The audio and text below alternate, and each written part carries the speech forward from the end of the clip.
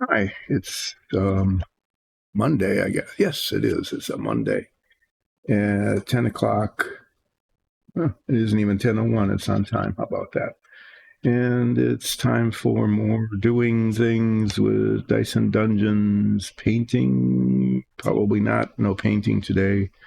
But there will be maybe some unmasking on this, maybe some assembly. If this worked out, I can put it on the plane and then it will be finished. If this didn't work out, well, then that's a problem.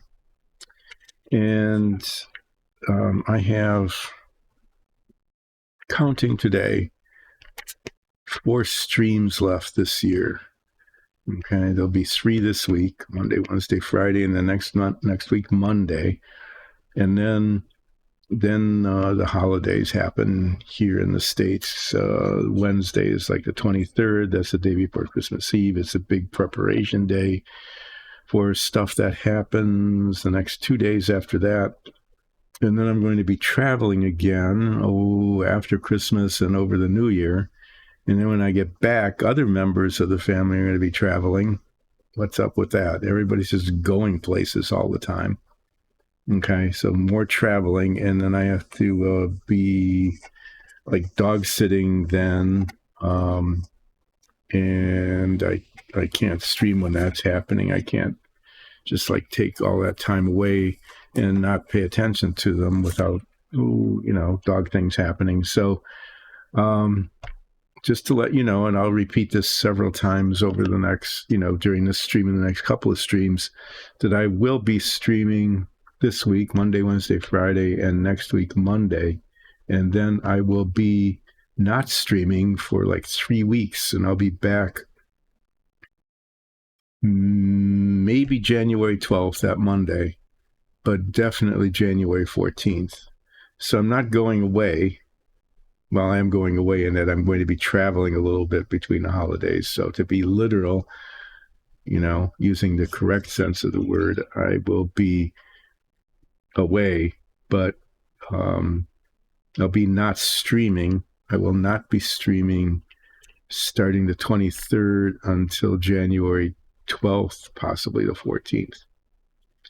So, watch this week and next Monday, but then watch reruns on YouTube.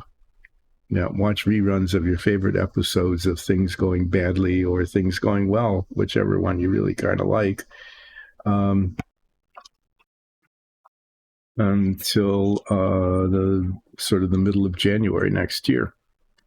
But again, I am streaming this week, so don't get confused by that. Monday, Wednesday, Friday this week, and next week Monday. Well, I painted this. It's now silver. This is the canopy for the pogo, which is over there. I can maybe if I can get the camera to work here, I can show it to you. There's the pogo, which is pretty much complete except for the canopy. Okay, and a little bit of touch up. There's some spots on the. There's a right there. There's a spot that's really, really bugging me. That needs to be painted black. Maybe I'll do that later today, depending on how things go. So this got masked and this got painted, and now it's got the lines, where the metal frame on the canopy are supposed to be aluminum, and the rest of it is supposed to be clear. And I'm going to unmask it and see what happened. But first, I'm just doing this fun thing. This is a nostalgia thing for me. This is a Rat Fink. This is a reissue of an original issue from the 1960s where this guy, Ed Big Daddy Roth, who was famous for making up hot rods and doing creating monsters. This is one of the things he created. It's a picture of him there. He issued a whole bunch of these in the 1960s, and I built maybe 7 of them. There were a lot of them. And then they were reissued again in the 90s and the early 2000s. And when I retired, I thought, well, if I'm going to build models, I might as well build these again. Why not? They're really, they're really kind of hideous, actually. But that's part of the fun of it. So this is the model, and what I cemented it together Friday, and the back is a different size than the front. Like usual, these things aren't really well molded, and there's some seams that needed to be sanded down. So I'll be doing a lot of sanding today to get this ready to be primed, and then I'll start painting it. It's basically just gray with some highlights and pink ears, red inside the mouth. There's a lot of red here. I'm just gonna brush paint this, really, and it'll show brush strokes and stuff. But this isn't a thing that is going to get the same attention that like some of the other models I made. It's just supposed to be fun. So this is like the original one. It was the original Rat Fink. This is another one that's kind of fun. It's Rat Fink on a bike. This is the Spanish version because I couldn't find the Revell by itself online back then. The originals of these, like 1964 and 1965, the originals of those are going for like $200, even with an open box. It's just kind of absurd, but these aren't originals. So later, after I mess around with this canopy, I'll be going to work on the Rat Fink. I didn't put the tail on.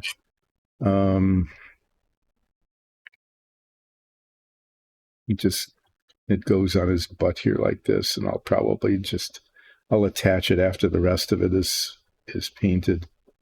It just doesn't fit. Oh, I see. Well, if I put it on not backward, okay, part of it was putting it on backward. It goes on this way, I guess. Looking at a little V-shaped thing that's supposed to go. Great.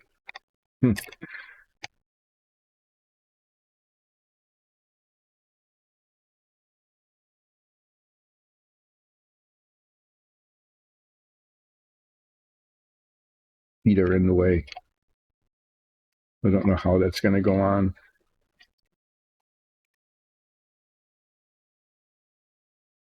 Looks like it was designed to go on between its feet like that. So the only way I can get it in there is to break the feet off, really. That, or sand it down so it fits through there. Maybe, no, well, let me try this. Why not? This isn't going to work, but why not? See, it's too bad. Well,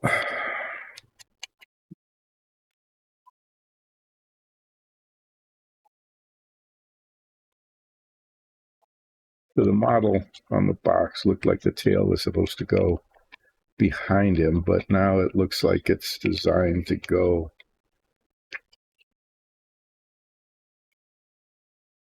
really see how it's supposed to go. It's like under his feet.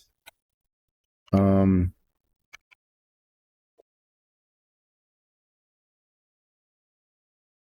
this is just going to end up requiring some sort of manipulation. I think it goes like this.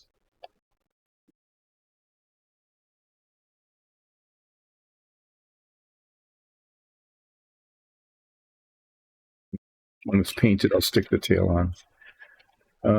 But here.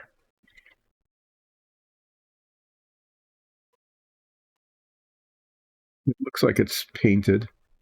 Yeah. I don't know why the tape bubbled up.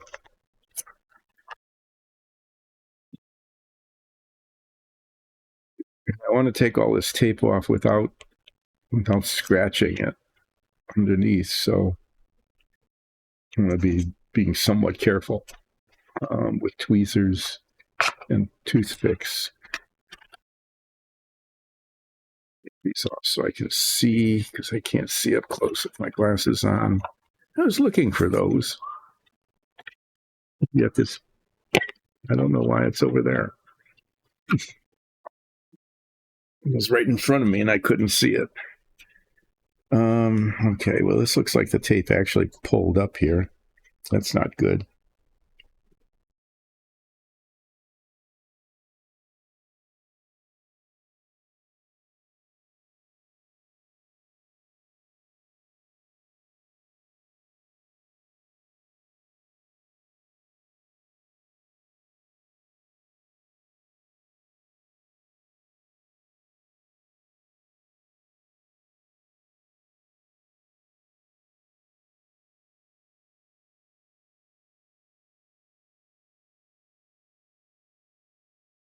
It's a nice clean line.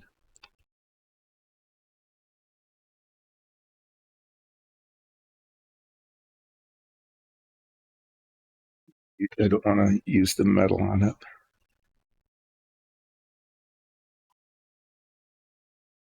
Get it with a toothpick and hope and get a little bit of raised edge that I can grip with the tweezers.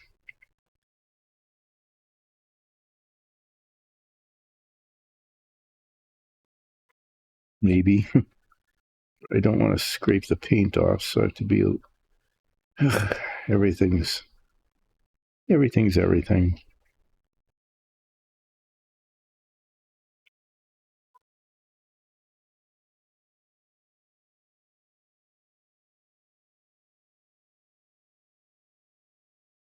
I need to with a monologue today. On Friday I was doing repeats. I was talking about TV antennas and vacuum tubes and tuning TVs and warming them up, and that was kind of a repeat of something I had done before. It seemed kind of appropriate since I was talking about old TV that I would be talking about repeats. Reruns now, we call them repeats back then. So there's nothing on TV, just repeats. Summer long. That was really not, that was not terrific. You know, when you get the summers off, you know, when you're in elementary school and high school too, I guess you get summers off, which in one hand is kind of good, but on the other, back in the day, there wasn't anything on television other than repeats, reruns of shows that happened during the year earlier. So we didn't have, you know, social media. We had telephones. We didn't have little screens we could carry around with us and stream stuff. It was, if it wasn't on the broadcast TV, one of the originally 3 and then 4, and then it grew to 6 stations. Not that it got much better in terms of what was available, but yeah, those had to find other ways of being entertained, frequently involving things like, you know, going down to the field and getting physical activity and playing with other kids and stuff that doesn't happen that much anymore. Well, yeah, you might be getting repeats of monologues because there's just isn't that much to talk about. You know, talking about this isn't that much fun. It's like, oh, I'm pulling little bits of tape off of the canopy and trying not to scratch it. So there's that.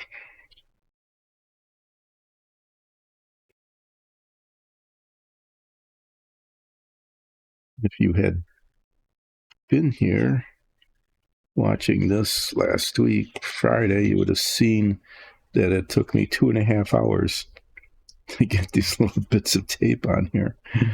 It took that long. And it's just kind of, it just took that long to put all these little bits of tape on here. And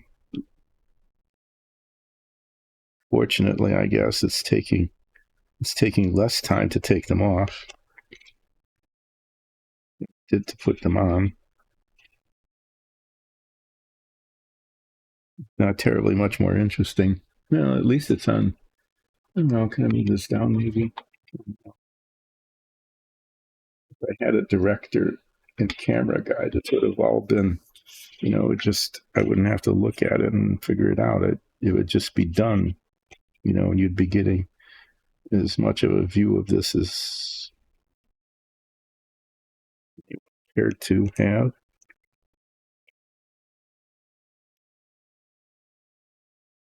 So all of these little pieces of tape went on here because this canopy, these lines, okay, are the aluminum frame. They're the aluminum frame of the canopy that hold the pieces of plexiglass together. And in order to paint them, to spray paint them, I mean, one could try to hand paint them and get the lines perfect and that sort of thing, but that's close to being an impossibility, really. In order to paint them, to spray paint, everything that's clear needed to be masked so that didn't get painted, and only the parts that represented the aluminum frame got painted. So that's why I took 2.5 hours on Friday to put little pieces of tape all around on the canopy.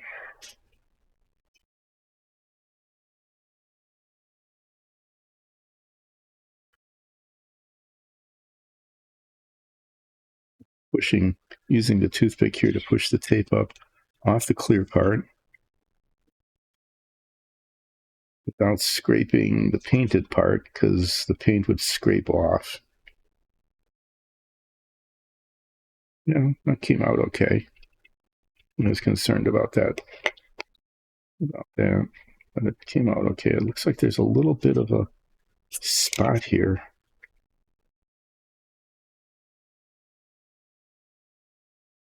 Need some touch up. I don't know if I can do that or not. Just a little spot here where the paint is flawed. I'm not sure. I'll have to decide whether it's worth the risk or not.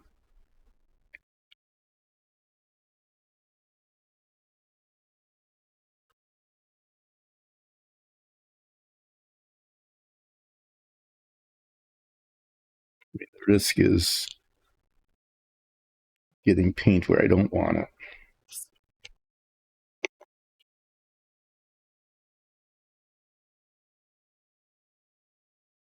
Cement this on somehow. I've got this stuff called the world's best. It's way over there. I'll try to reach it without breaking anything.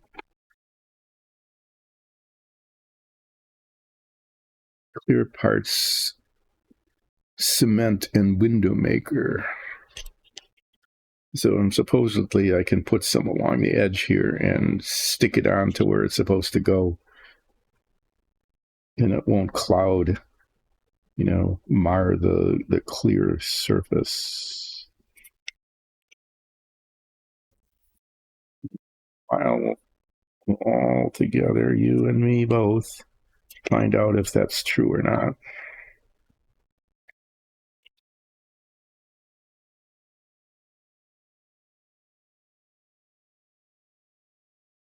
How long is it going to take all these little bits of tape?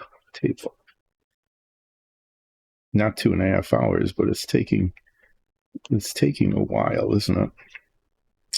Yes, indeed. Oops, see, that's where the paint can scratch. I need to be careful with this toothpick to just pull on the tape and not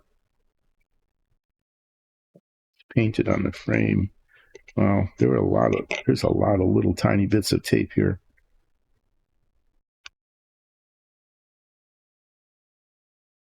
and some of them overlay each other. And if I'd pulled it in the correct direction, well, in the other direction, they would have.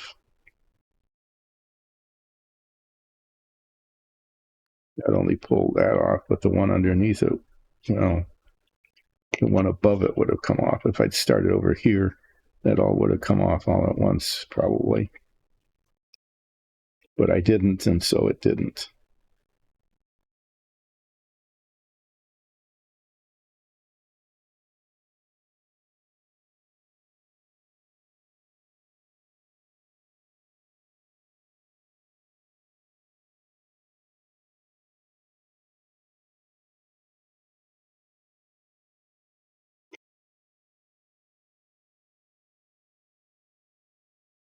It's not perfect, but it's not, so far, it's not bad.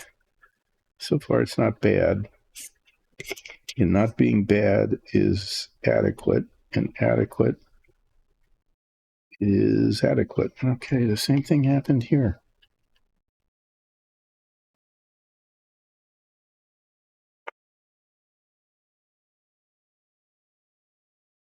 I try to fix that little spot there. So there's a little bit of, I have to do a little bit of black too. That needs some touching up.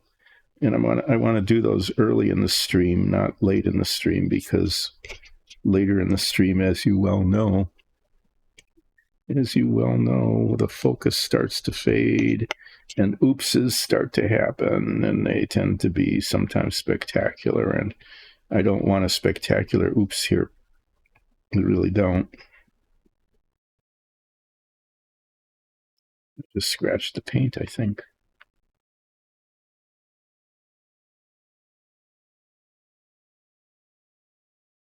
Toothpick broke.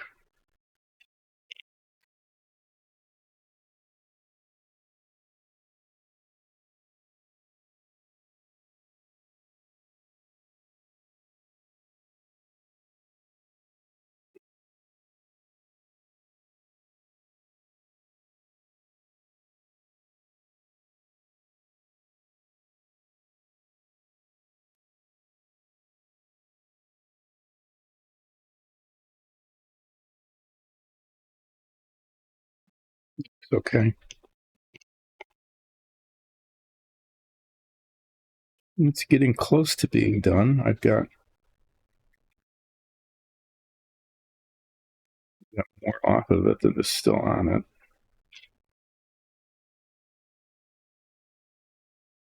The front part was the most important, this little curve here, and that actually turned out okay. Let's see how it went with the big bit here.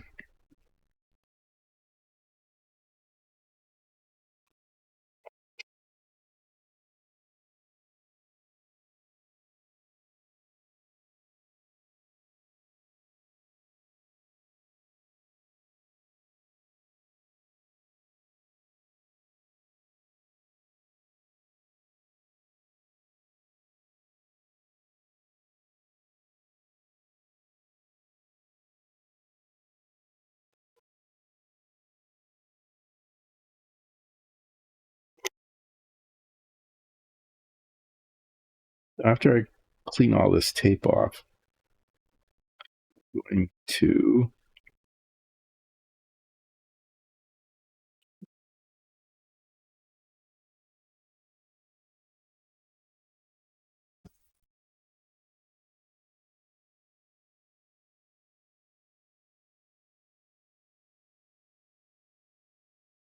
cement it on and then be done with it.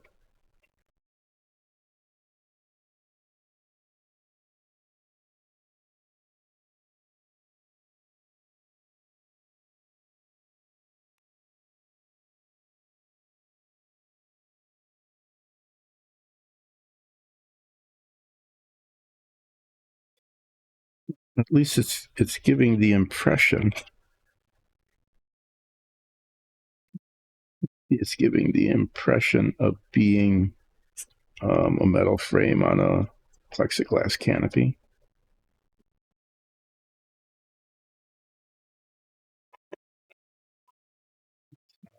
There's some tiny little flaws Let's see if I looked at it through the head magnifier.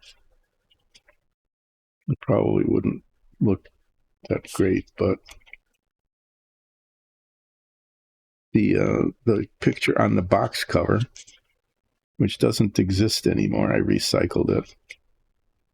The picture on the box cover, they didn't do this. They just put the canopy on without painting the frame, which is kind of surprising because usually they've got like professional model makers, and I don't think a good professional model maker would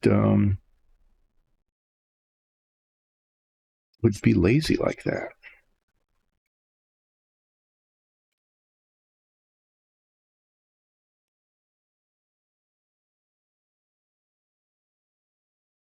Here's what's happening here.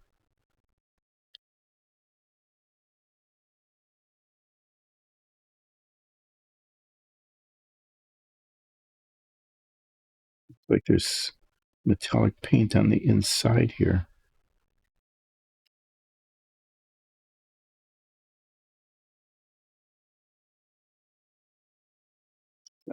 Right?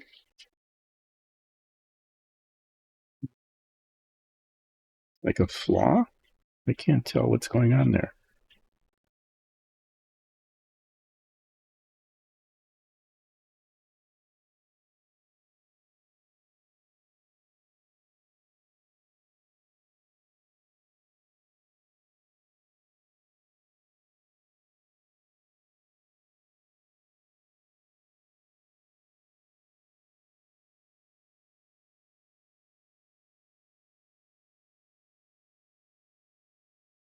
Whatever it was, I think I fixed it. Mostly.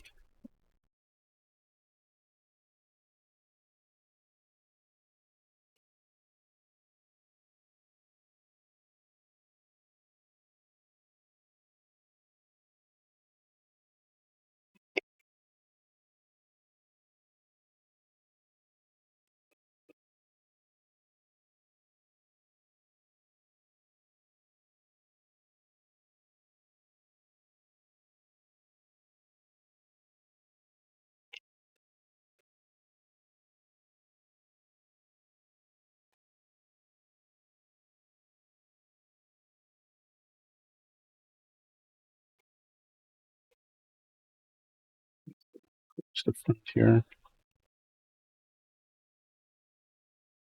This might be really close to being the last piece of tape.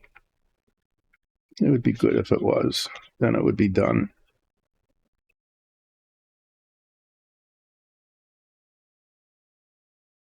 But well, there's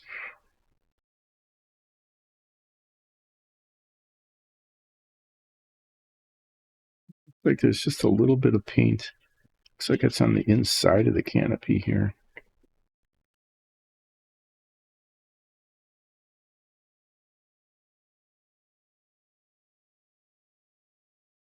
But it is scraping off. I was kind of hoping that would be the case. I didn't prime this before I painted it because I thought if any of the paint like got on where it shouldn't be, that it would actually scrape off, and that's the case. It does scrape off.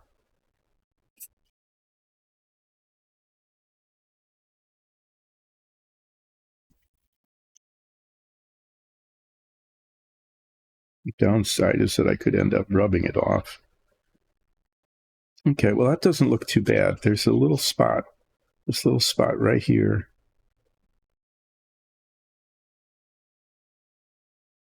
And it's actually painted.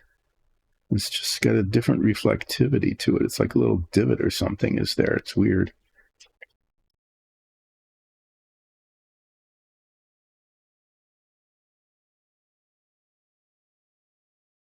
Well, that looks okay. I mean, it's not perfect, but given my skill level and all,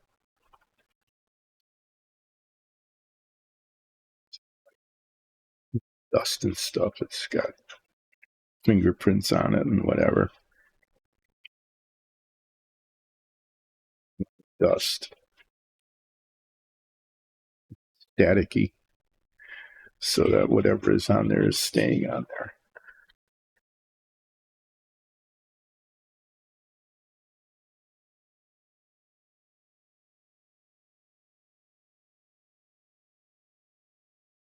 Okay, well, the way this is supposed to work, let me get rid of all this. You can't see it. There's a blob. This is all the tape that came off.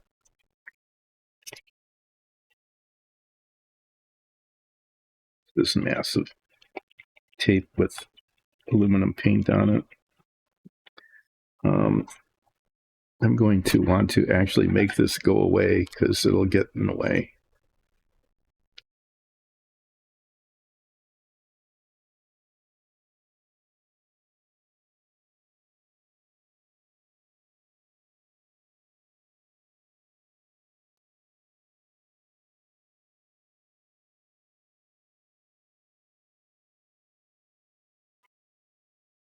Achy today. We've had just constant drizzle of snow like every night, lake effect snow. Now there's a front coming through Wednesday. The temperatures are going to jump like 30 degrees, boom, and then they're going to drop 20, boom, in the span of 48 hours.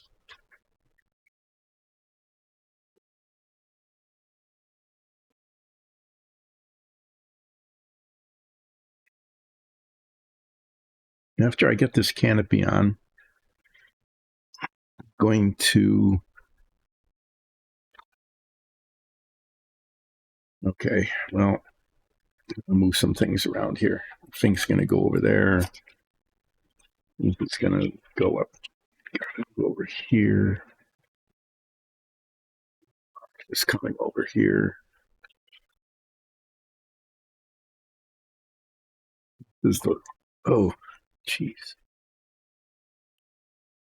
Okay, I have to slow down there. There's a like little stuff. There's a little tube that sticks out there that I have been trying not to break off since I first installed it a long time ago. And so far, I haven't broken it off, but it keeps getting close. Okay, because I can't lay this down.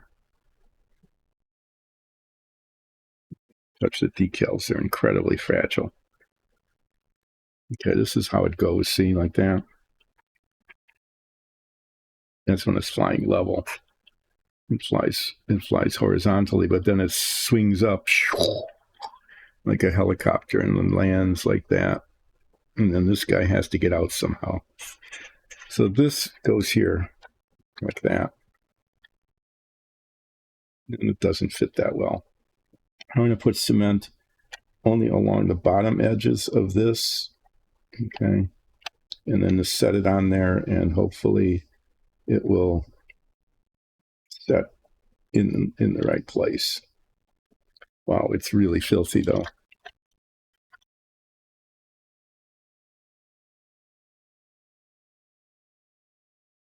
Paper towel did not clean it. If anything, it just put paper towel dust all over it.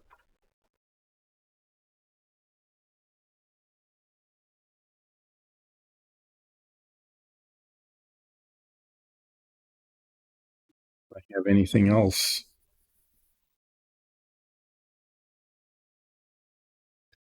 I could put. Well, I'm going to do that. I'm going to get the paper towel just very, very slightly damp so that it, well, okay, I almost knocked over my coffee mug.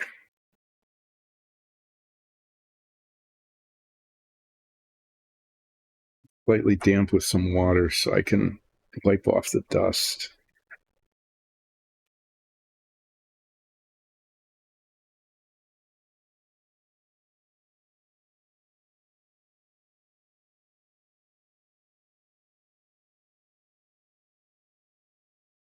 There are little flaws on here.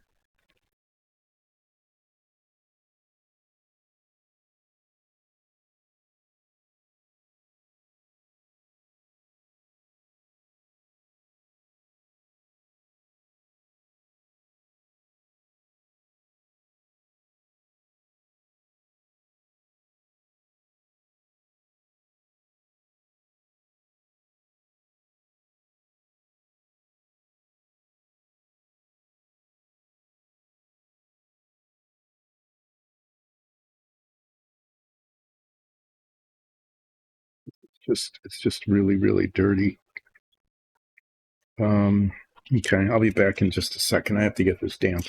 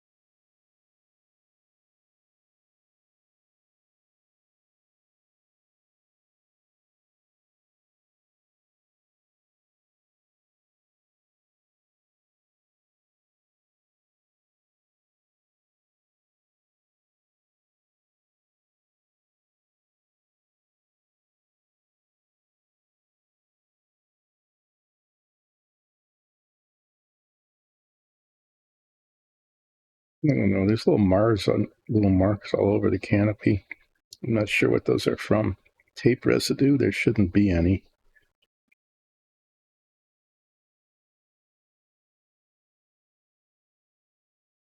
There was just a lot of debris, dust and debris on it.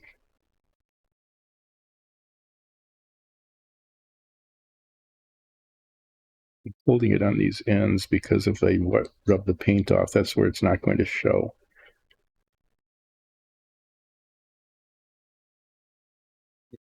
Camera either. I'm just cleaning this as much as I can.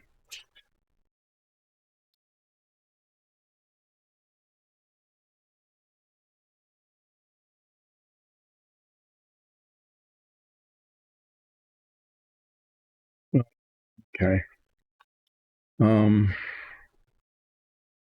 What I'd really like to be able to do that I can't do is what I'd really like to be able to do is set this like this, but there's no way to do that. I can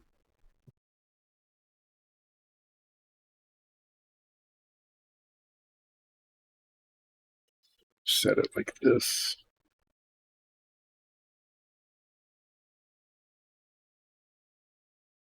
That's not hurting anything.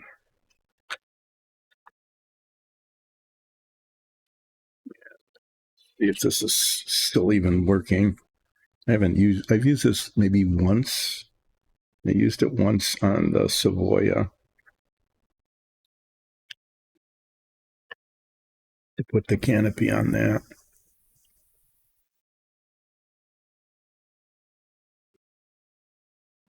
Wire. It goes down into the nozzle and supposedly loosens it up.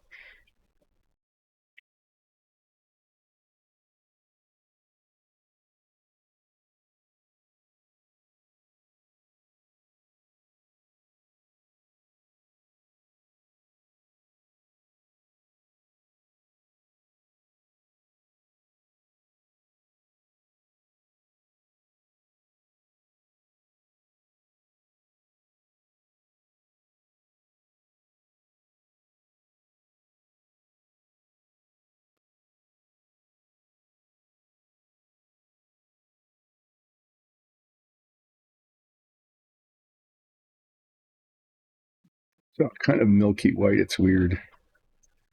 Okay, I want it to go along inside.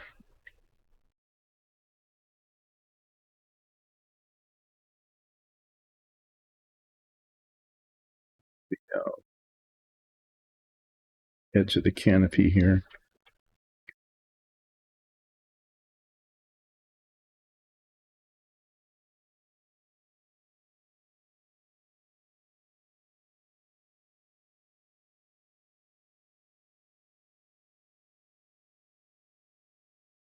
Really tell if there's any on there or not.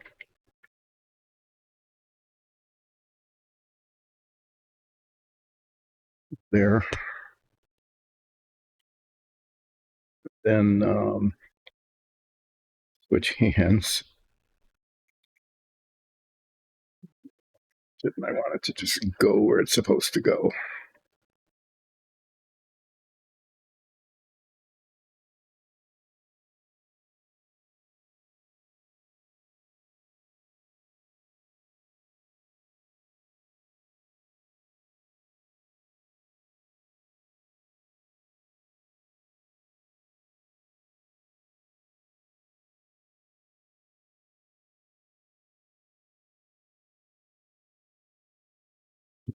To not move. How long this stuff is supposed to sit before it sets. It isn't. It doesn't like grab like contact cement.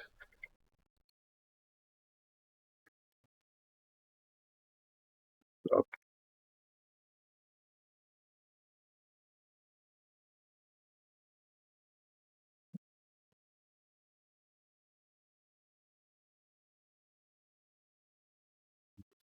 feeling it to make sure it's symmetric. Set this back up on its wheels.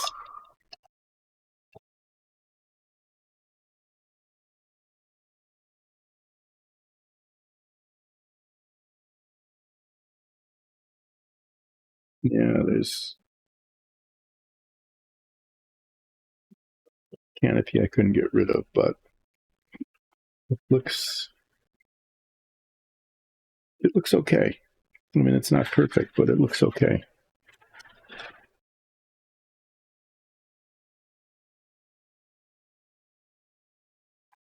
Yeah, that's how it should be. It should have the lines for the aluminum on it. Let me see if I can show it to you. I'd say that came out like a B minus. It's not bad. It's better than if I had put it on without painting it. Some of the lines are really good. Some of them are a little bit ragged. This whole thing there's just problems with it. The decals were just a disaster, and one of the decals is actually peeling off. That's really not helpful, is it?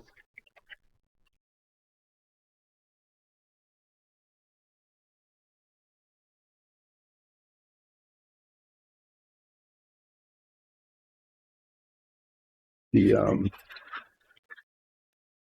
the stars on the side disintegrated. They broke into like 3 or 4 pieces on either side. That was not good. This fell apart at the beginning. This star stayed intact, but the one for the bottom actually just broke into hundreds of tiny little bits, and they just look like decals. They don't adhere very well. That one's not even sticking on. I don't know if it's because they were old. They weren't that old. They were not as old as the Star Trek, for example. And those decals worked okay.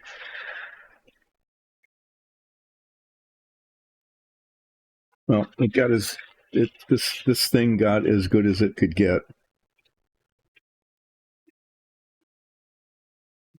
At her back. This is how it gets. The guy gets in and out.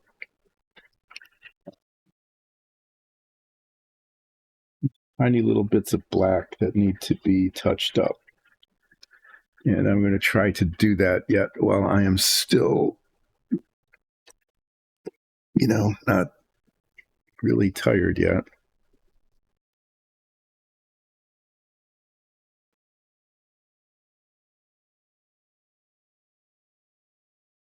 This one little spot right there has been really just bothering me.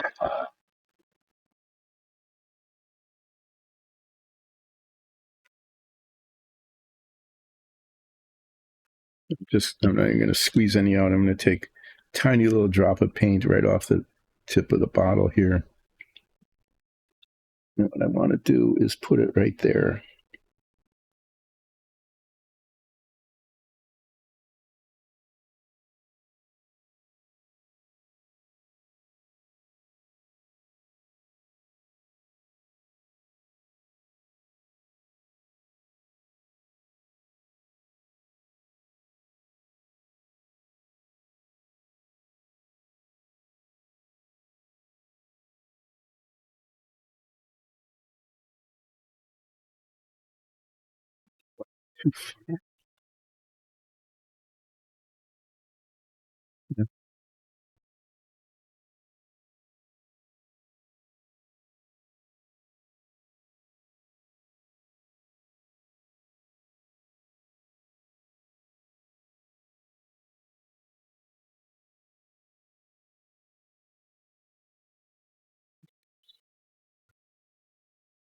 The black paint just rubbed off a little bit up here.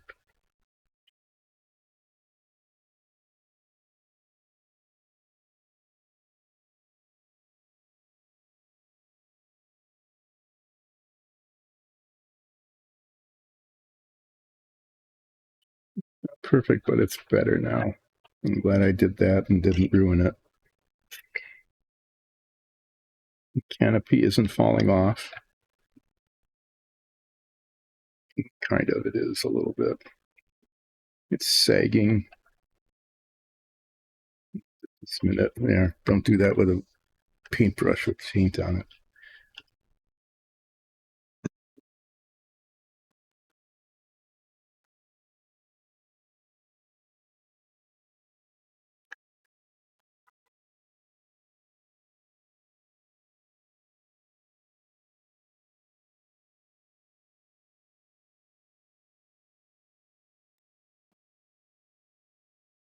Yeah, the canopy's sagging a little bit. I'm gonna have to do something with that.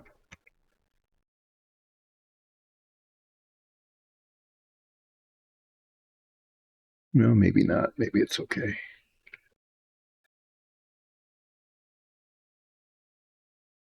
Okay.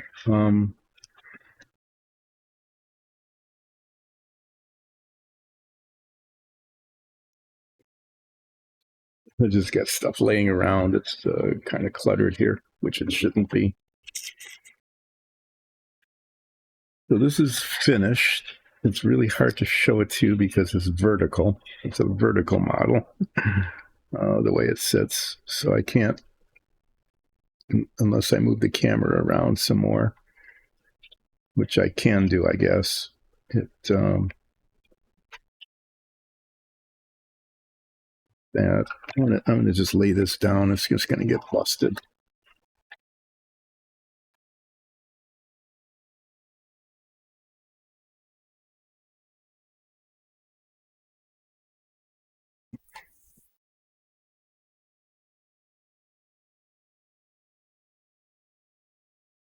I have to let it sit like this. It's not the best thing in the world to do, but the canopy is just kind of moving around a little bit until the cement sets. It won't be long.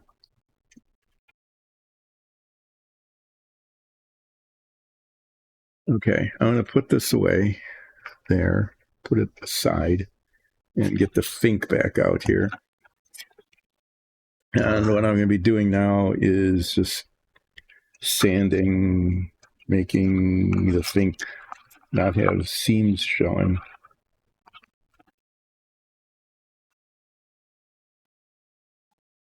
It's a sandpaper here that I'm going to end up using. There's little bits of sandpaper that I'm going to end up using.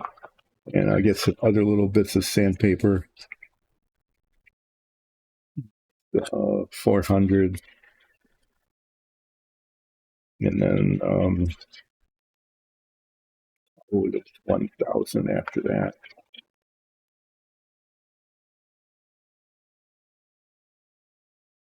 Yeah, take the rubber bands off. They didn't break. That's kind of a surprise. All the rubber bands in the house are old.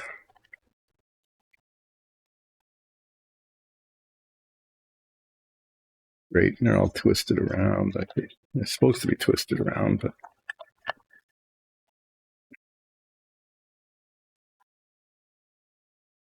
no. What's with this is that you can probably see it. There's a significant ridge right along here, where the back is extended further out than the front, and there's a ridge on this side too, which means that the back, at least is where the arms are here, the back is bigger than the front, and so that's what causes that seam. And then here there's some seams. I thought I put filler in there, but the filler didn't hold, so put some more filler on that. Let it set up. Let it set while I sand down the arms and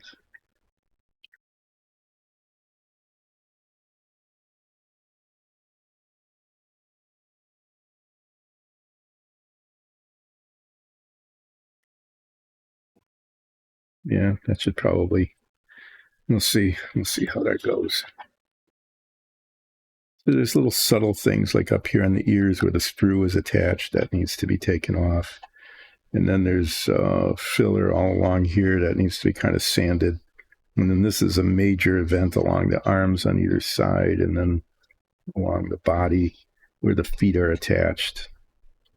The bottom, there's just a lot of plastic that needs to be sanded off.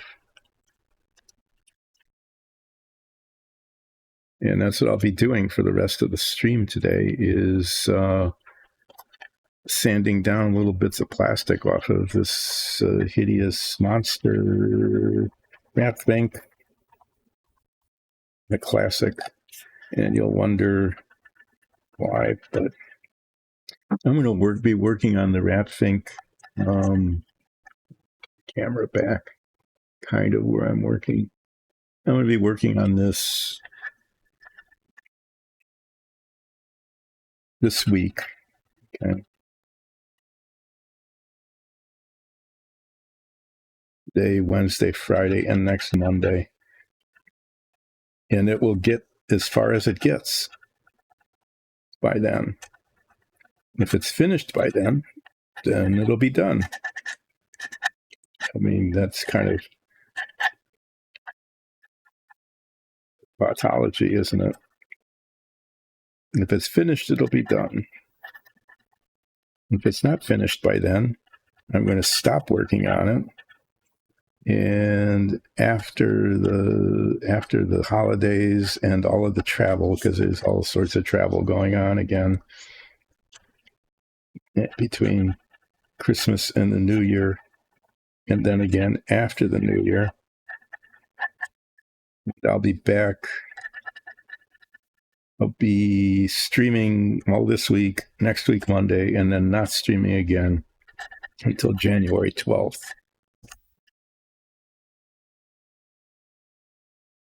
Right. So I'm gonna. This guy is going to get,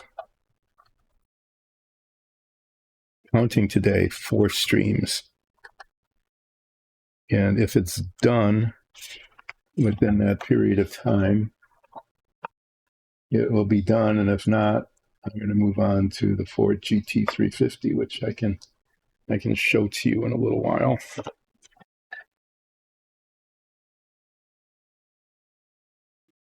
Filler put in here that I can't get to with the sandpaper.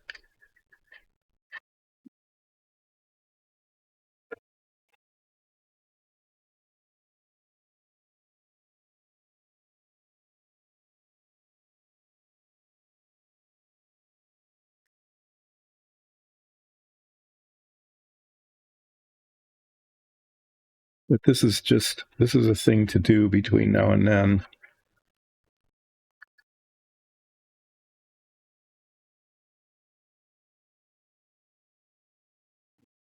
It get filled. It's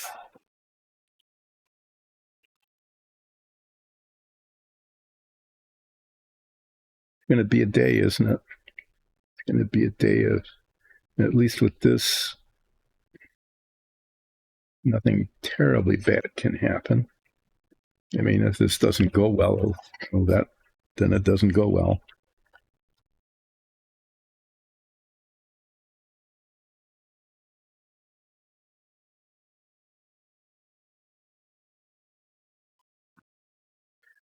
Um, so yeah, I'm doing this just as kind of a thing to do because I didn't really want to start on the GT 350 now when I would be taking a really long break um, over the holidays and because of travel. And so I'll be working on that after I get back on January 12th. And so just, in order to keep the stream going, I would needed to do something. I guess, I could have done practically anything, but this is a nostalgia kind of thing for me because I built these when they first came out, the original kits in the 1960s.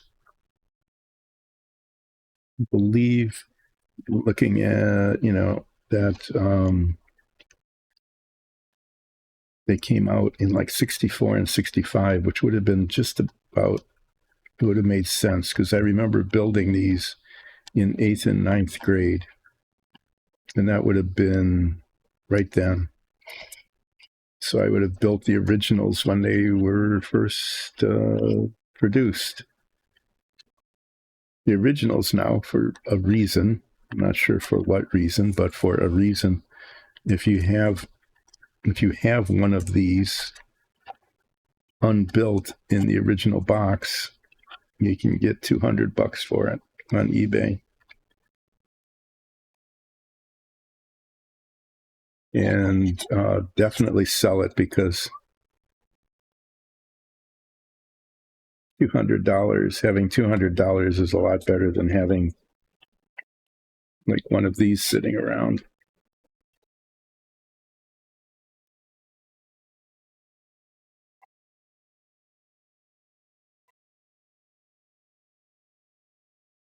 That's my opinion.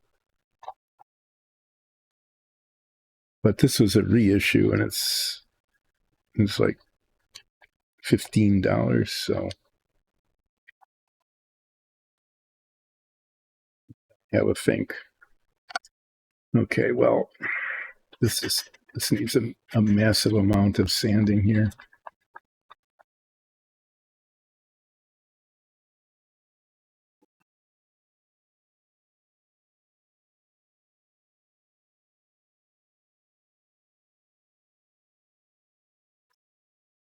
Let's get on with it. What time is it anyway? 11? Okay.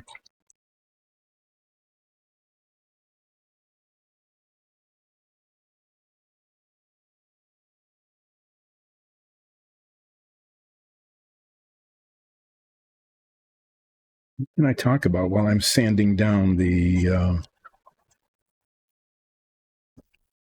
poorly made bit of this model here?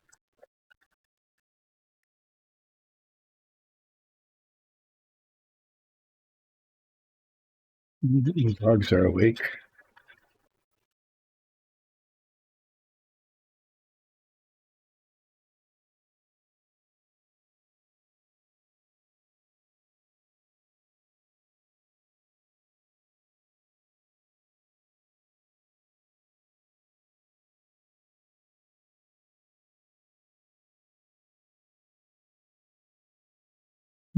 What can I talk about? Apparently nothing.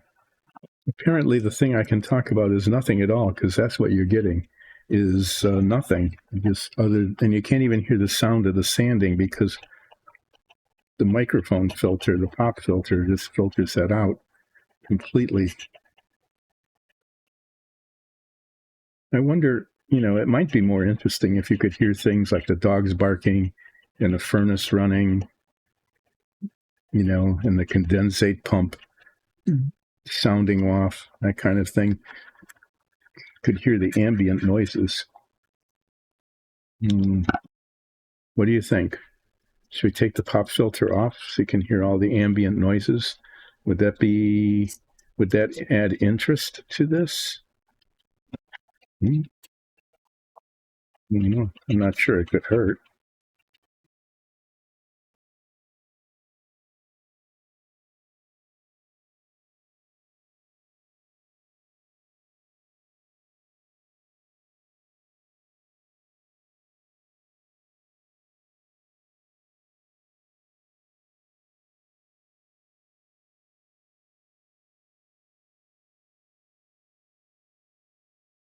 certainly compared to nothing, which is what you're getting now, it might be better.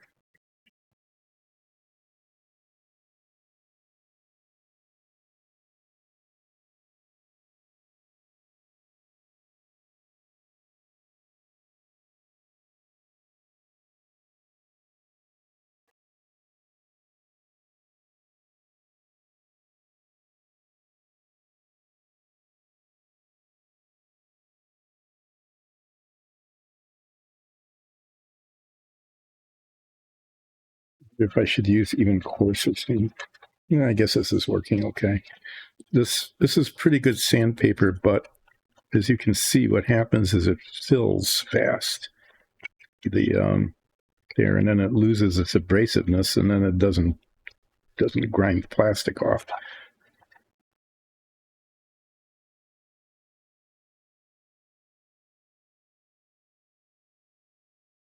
So while it's working, it works pretty fast. When it stops, then it doesn't do anything at all. That's what you're going to be getting today in the monologue is that kind of thing. As long as it's working okay. When it stops working, it doesn't do any work. Huh? You might say. Well, you might. That would be the appropriate response. Huh? You just said nothing. Yep. Did a fine job of saying nothing there, didn't I?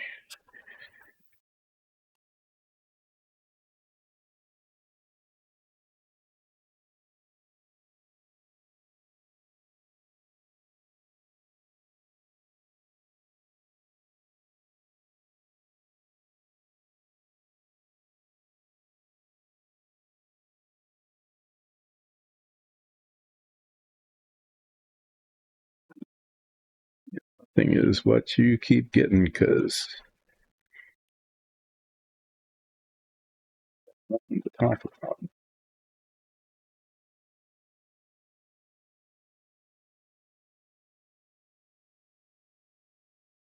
Let's see. I could talk about. I don't know. This is kind of getting maybe personal. It's like, what's your favorite? What was your favorite Christmas gift? There, that's a thing.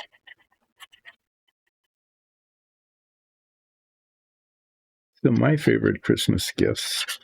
I remember a couple of them really well, and they all had to do with building things. Weirdly, I don't know if it's weirdly or not, but there are three of them that come to mind.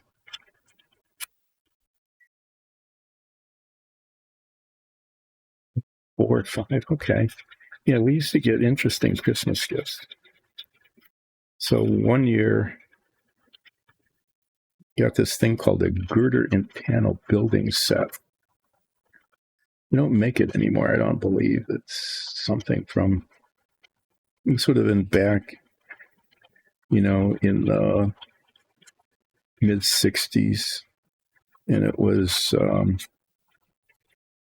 supposed to replicate how buildings really were made. So they were red plastic I-beams, basically, that formed together in a grid pattern, cubes, and then cross members, so that you could make, the triangles to give it more stability. And that was a really cool set. And then you had panels that went down the front of it. So it kind of replicated high-rise construction at the time. It is to say, a steel skeleton frame, and then panels. Usually, they were made out of. Then they were starting to make them out of glass that were fixed to it for the outside, so that the skin of the building didn't have anything to do with the structural integrity of the building. It was just the steel frame which stood on its own.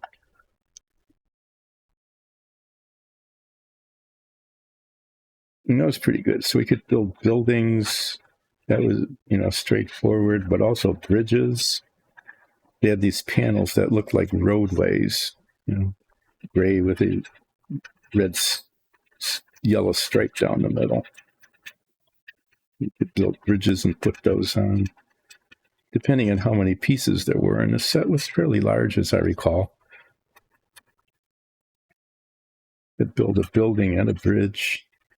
Some of them, I think there were even things like some cranks and gears and things. You could build like a lift bridge. The part of the bridge lifts up to let boats through underneath. I remember that happening.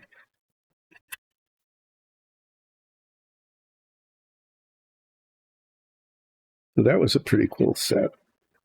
Then there was an erector set. And it was, it was a decent one. It came with a motor. And you can still get vintage ones. I've seen them on eBay.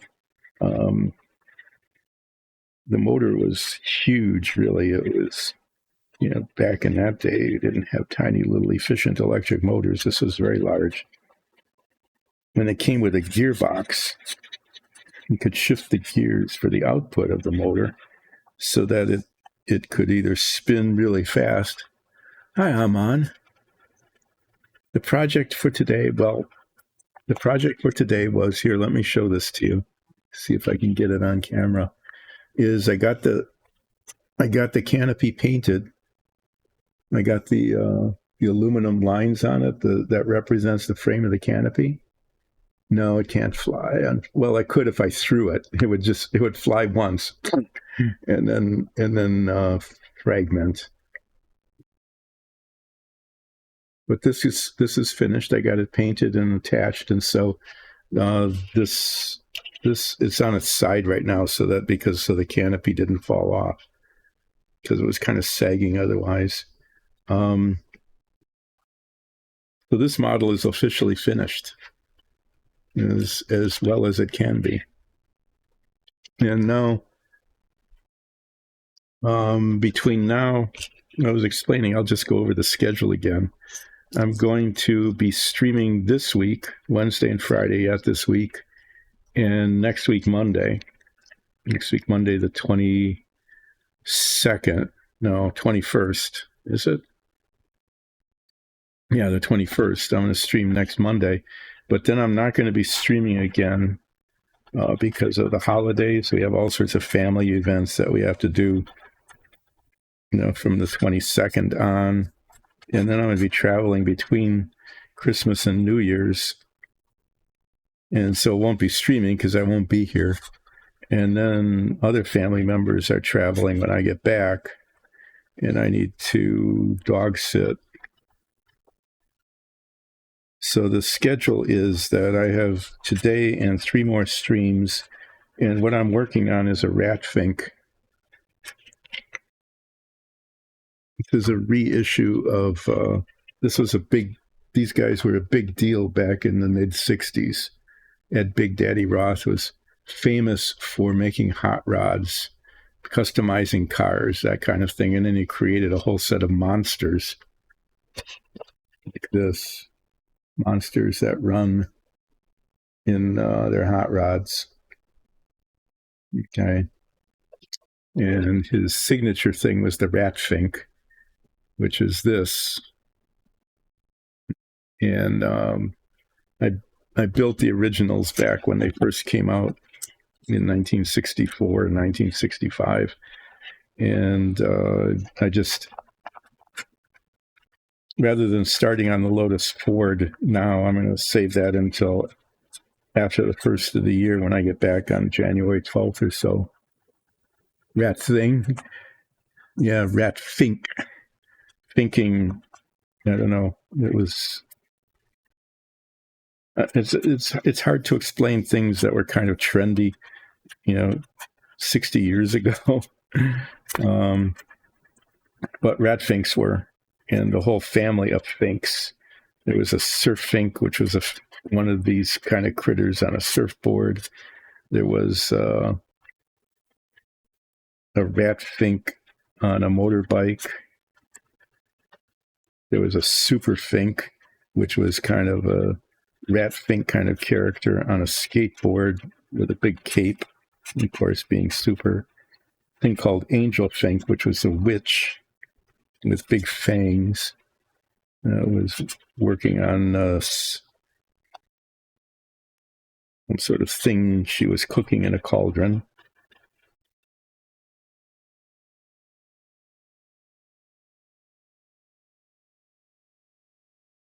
But this was the first one, the Rat Fink. So I thought, well, why not? I pulled it out from behind the back of the shelf that the models are on, and I'll mess around with this for a few streams. So working on this, I'm hoping to get these really, really bad misalignment of the parts.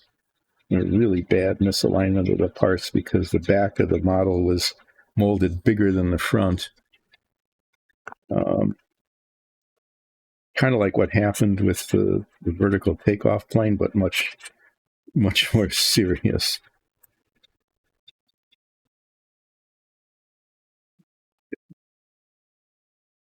Better sandpaper here. Get some fresh 400 grit sandpaper that I will trim off with the scissors that I will get without knocking anything over.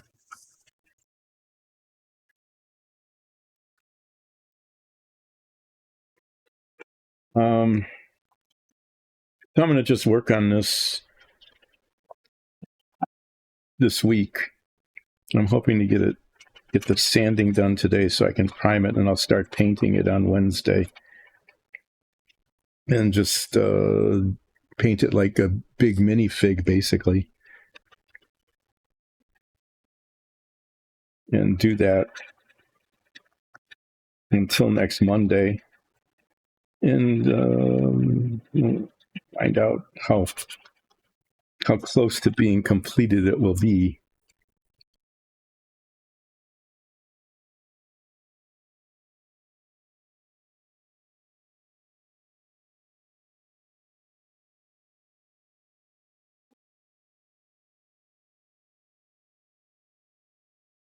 This is just kind of a silly model, but for me, it's a nostalgia thing because it's something I built almost exactly 60 years ago. I know it's hard to imagine for some of you even a time span that long, but yeah, about 60 years ago, I built one of these. I didn't do the sanding like this. I don't remember it fitting together so badly. There were still gaps between the parts, and I didn't have any filler putty back then, so I just built up the paint in it. So if there was a gap, I would just keep putting paint on it until, because the paint is kind of viscous, until it covered.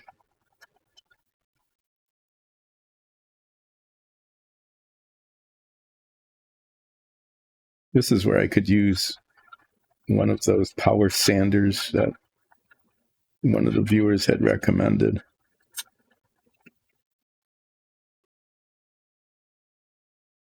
I think it would work faster.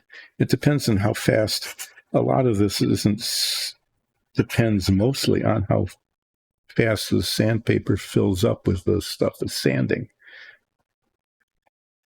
Okay, so when it fills up like that, then it's not abrasive anymore. And then that's when things really slow down.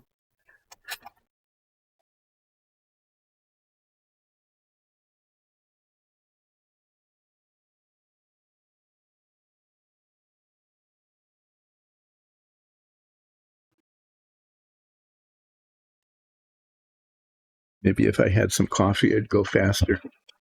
Thanks for dropping in, though.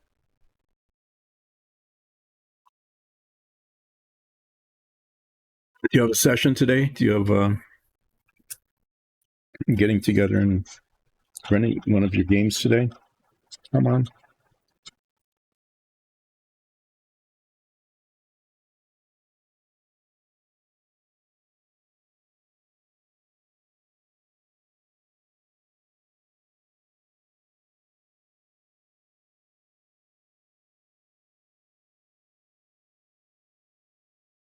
Ah, okay. Well, hopefully you'll remember.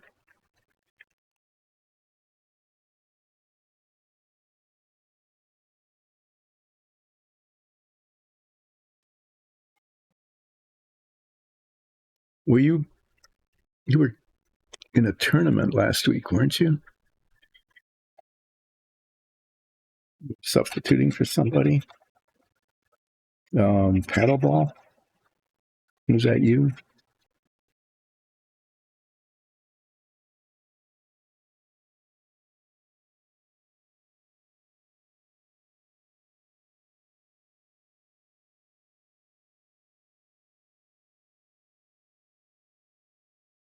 I used to remember things. Right, table tennis. 10th place. Is that good? How many teams were there?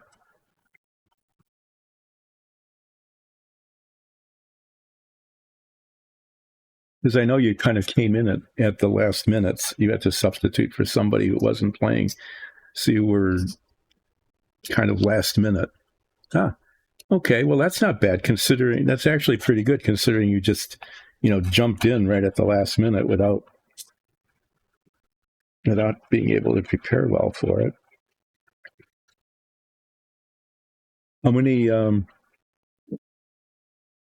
how many games did you have to play in the tournament? You said sometimes those things go for like an entire day, like 12 hours or so.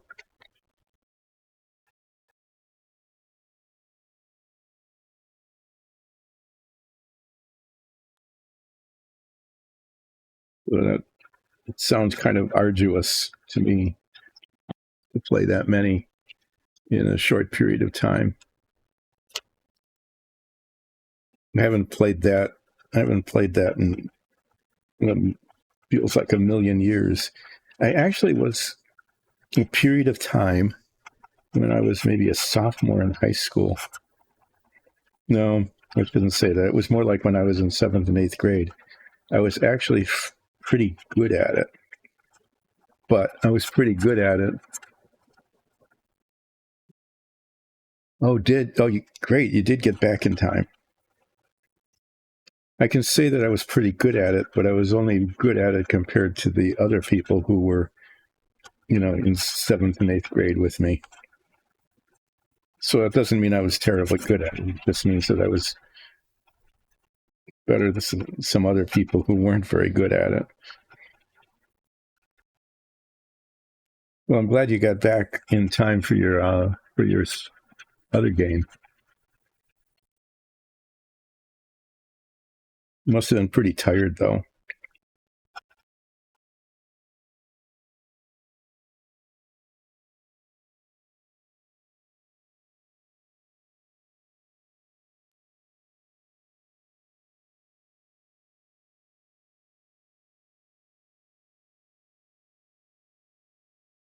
It's coming along quite slowly.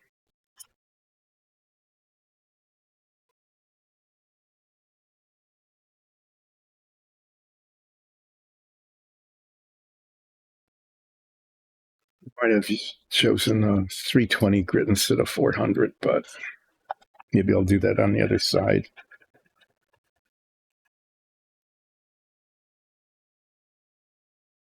Sometimes you really don't know how long something's going to take until you actually get into it and start doing it. This plastic seems harder. It's a little harder than the plastic on the plane that I finished, the VTO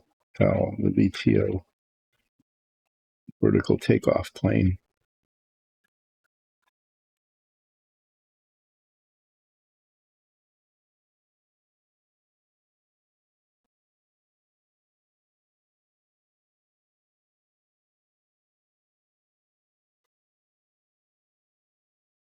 Models would be a lot faster to build if the parts fit. Some of the manufacturers way back when used to even warn you about that. Test fit the parts because they might not go together.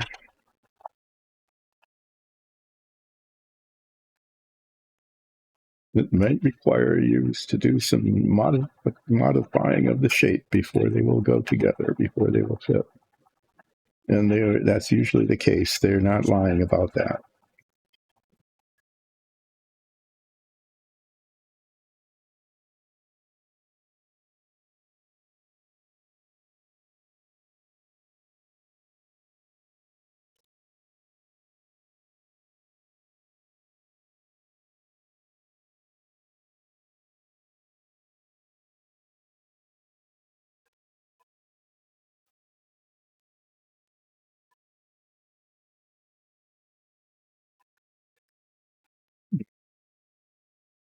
One arm done in half an hour.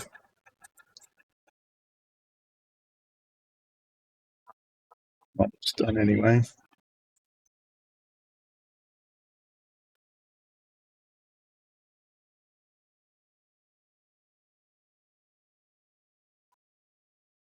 So I'll be playing around with this model. Like I said, I'll be playing around with this model Wednesday, Friday, and next week, Monday. And just see how far it goes and how it ends up looking. I remember painting these, back when I was 60 years younger, and actually doing a pretty good job of getting the lines well right. It was harder then too, because we didn't have acrylic paints. They were testers enamels, which I still made, but they were much harder to use. They didn't flow quite as well. I mean, they didn't level quite as easily, and it was harder to clean the brushes. Had to use lacquer thinner.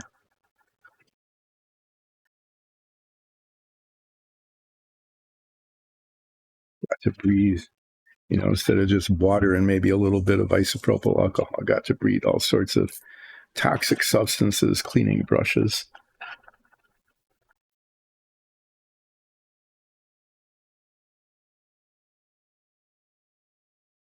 We weren't quite as aware of toxicity of substances back then. I mean, I can give you some examples of dangerous things that just routinely happened. Okay, one is, building a model and having a container of lacquer thinner just sitting there, using that to clean one's brushes. There's that. That's not a good thing to be breathing in the basement in a not terribly well ventilated area.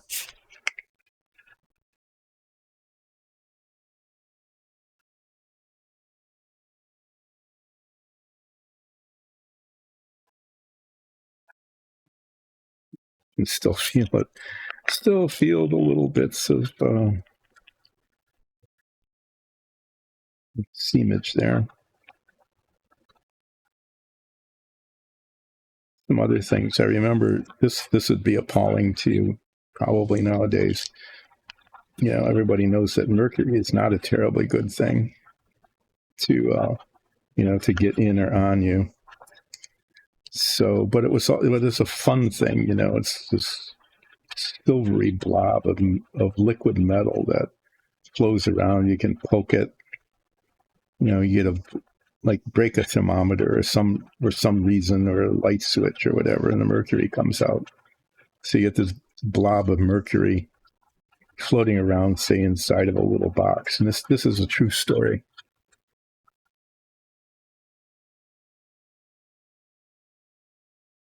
Yeah, it did. They actually took a really Flowquill was a manufacturer of metallic paints, mainly for modeling, locomotive modeling, and they took that off the market because of toxic fumes. So we were maybe in fifth or probably like sixth grade.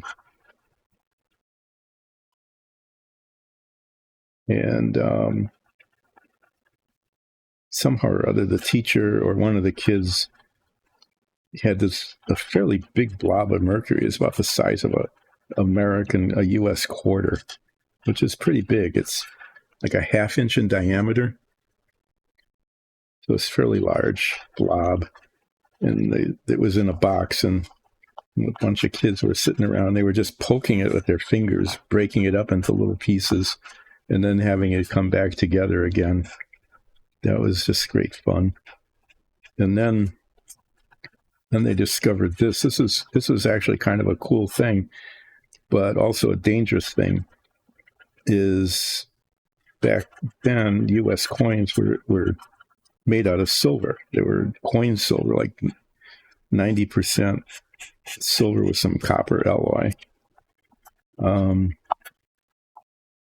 And mercury coats silver. It sticks to it like paint does. And so someone got a dime and put it in the mercury and pushed it around and covered it up with the mercury, all with their fingers, right? And being the good scout that I was, I said, that's dangerous. Mercury is poisonous. And everybody just laughed. Yeah, don't worry about it, in their little kid voices, because we were like 11 years old. You're just trying to scare us. But the mercury coated the dime and made it just sparkly, like a mirror. In fact, that's kind of like how mirrors were actually made at one point, is you'd coat something with silver and then put mercury over it. Coat it with mercury and it would be mirror-like. But yeah, my warnings about the dangers of mercury went unheeded. I don't know if anybody there got mercury poisoning or not, but that's the kind of thing we did back then. It's like, oh, well, yeah. Mercury, it's cool. Poke your fingers in it. Spread it around. Lick your fingers when you're done. That was one thing you could do. Chemistry sets were a lot more fun back then, too. One of the Christmas presents I was talking about, fun Christmas presents and girder and panel builders and the erector set that I got, that kind of thing. I got a mineralogy kit, how to identify minerals. Had a little Bunsen burner in it. So kids got to do that. They got an alcohol burner that you could pump up to many, many hundreds of degrees so that you could take, what you did is you powdered the mineral and got a blowpipe into the alcohol burner so it burned even hotter. Even give instructions about how to do that, how to keep your breath moving so that the flame was constantly being oxygenated so it burned even hotter, so this alcohol flame. And what you did is you powdered the minerals and then saw what color the flame was, because different minerals burn different colors, especially metals. And that could help you identify what the mineral was that you had as you were making a superheated alcohol flame by blowing through a little tube into an alcohol lamp. That was kind of fun. My brother got a chemistry set that had things in it that you couldn't really get anymore. It had all of the components necessary to make gunpowder, sulfur, charcoal, called saltpeter, but I forget what it is, something nitrate.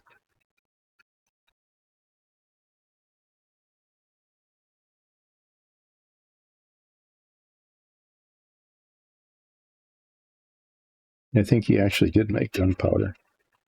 It didn't explode, it just sort of went and made a bunch of smoke, because he had to get the ratios correct. But it was, we could do that. That was just a thing we did. I talked about this. There was actually a science kit that you could buy back then.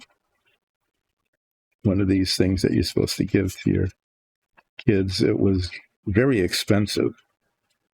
About the equivalent of maybe $1,500 now. So, you know, it's not. They stopped selling it, not so much because it was dangerous, but because it was so expensive, they couldn't move very many of them. But it was basically a radioactivity exploration kit. You built this thing called a cloud chamber, which was super saturated, humid air. And when atomic particles went through it, they condensed the liquid and left little trails, vapor. So that's why it was called what it was. And yeah, you could actually build one of these. And the kit included radioactive materials, uranium ore specifically, included uranium ore, and I think maybe something else, but I think that was the primary one, yellow cake. So you could take the radioactive element and put it in the cloud chamber and make vapor trails.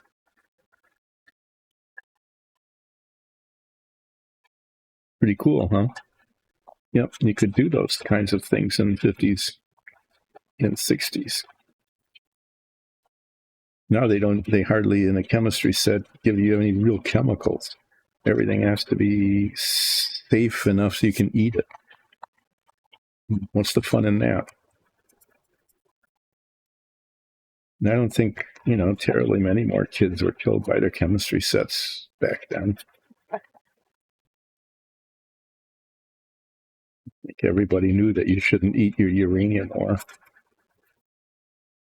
And in fact, it wasn't really that dangerous. It was primarily alpha particles, and unless you ingest something or inhale something that emits alpha particles, your skin stops them for the most part. I don't want to minimize the dangers of radioactivity, but I don't want to exaggerate it either.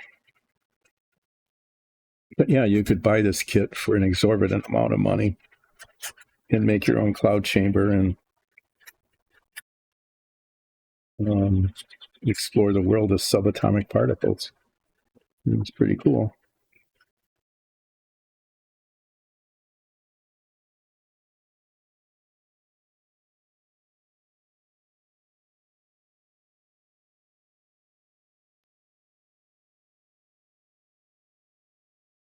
So that was one of the Christmas gifts. It was my mineralogy set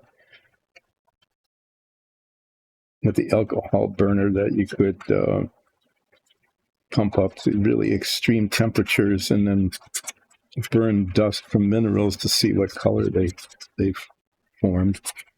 I mean, that probably wasn't really good too. I'm guessing that probably released some sort of fumes, like if you're burning materials that contain metals like lead and antimony and even iron and that sort of thing, that the fumes that gives off probably isn't really good for you. There weren't any really huge warnings about do this only in a well-ventilated area. I think there were warnings that said, oh, the flame is hot, don't put your fingers in it. Common sense stuff like that. So the girder and panel builder set was cool. The erector set with the motor in it was cool because, like I said, it had a gearbox. I'm going back to that now.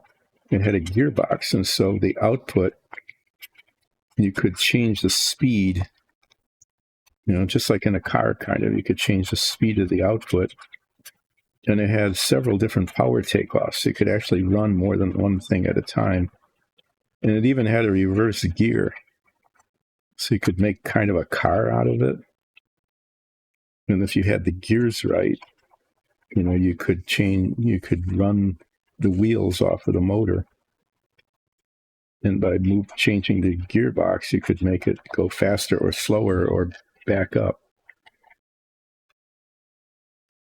So that was all really cool.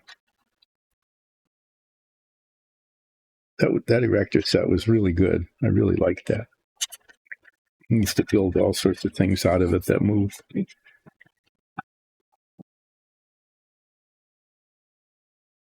Probably can't, and it was all filled with tiny little nuts and bolts and washers and stuff, choking hazards. So, you're not supposed to have it when you're a really little kid, but being a little bit older, like 11 or something like that, that was considered to be safe at that point. I have to use it on here.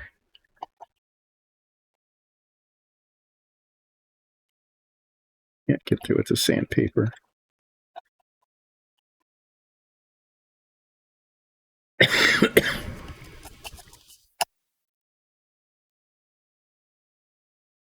Actually, I'm going to just do this.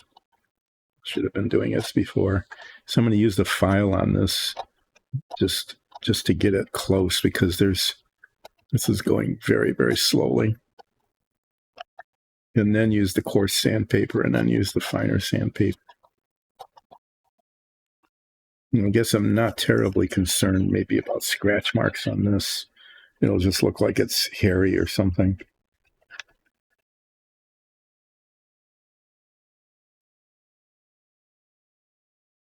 But these parts really did not fit together well at all. Not even close, really.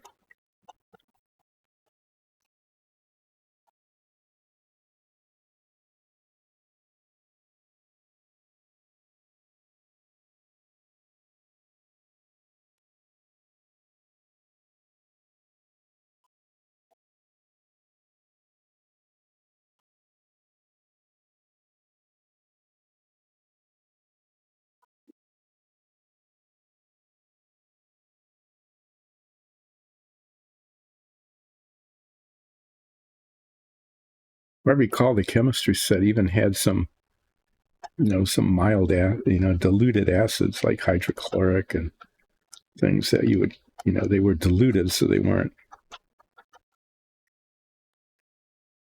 extremely dangerous, but they were still significant real chemicals that did real things, chemically.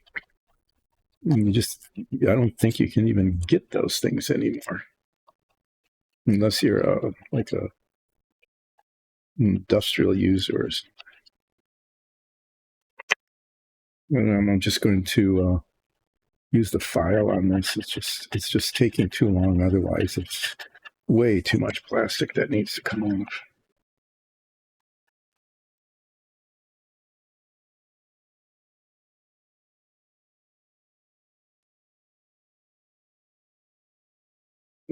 I want to get this ready to prime. No, I'm not going to do the prime time stupid thing again. I'm not going to say that. But I want to be able to start painting it on Wednesday, because otherwise I won't have anything to do on Wednesday. And the thing I'll be doing on Wednesday is painting this. So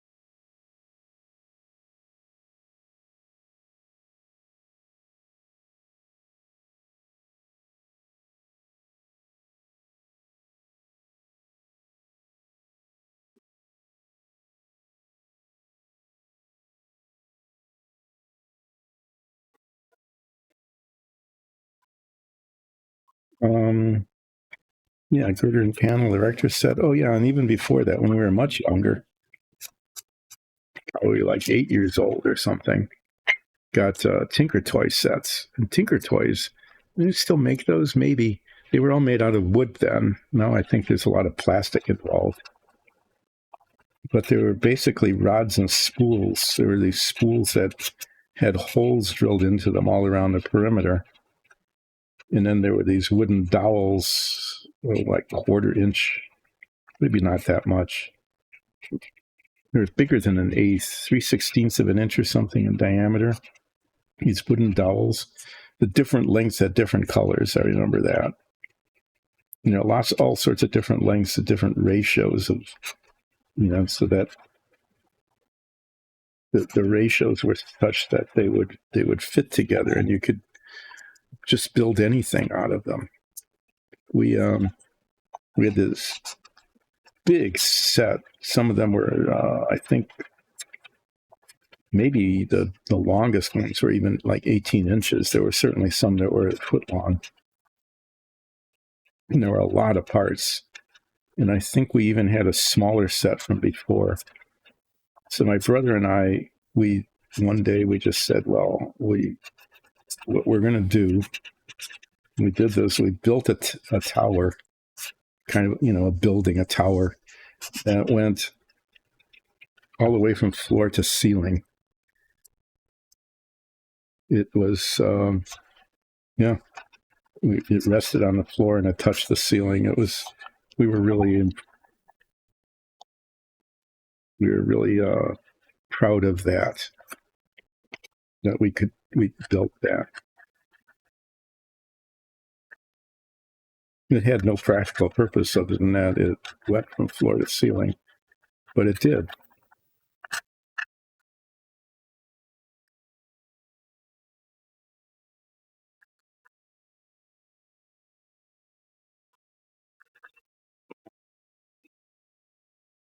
That was a fun thing to do.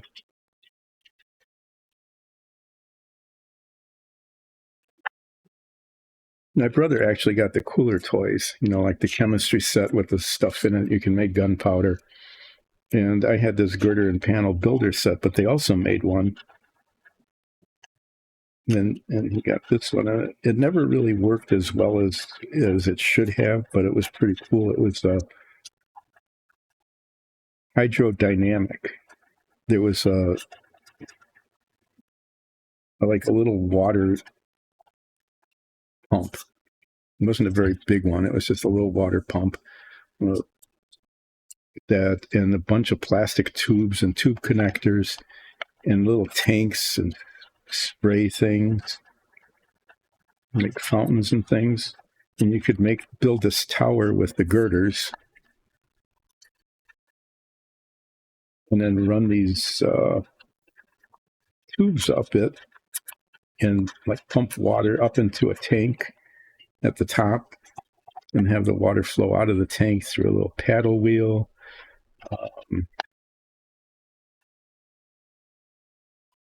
And then, flow down and have enough pressure so that it would make a little fountain because of the water pressure from the water above it in the tank. So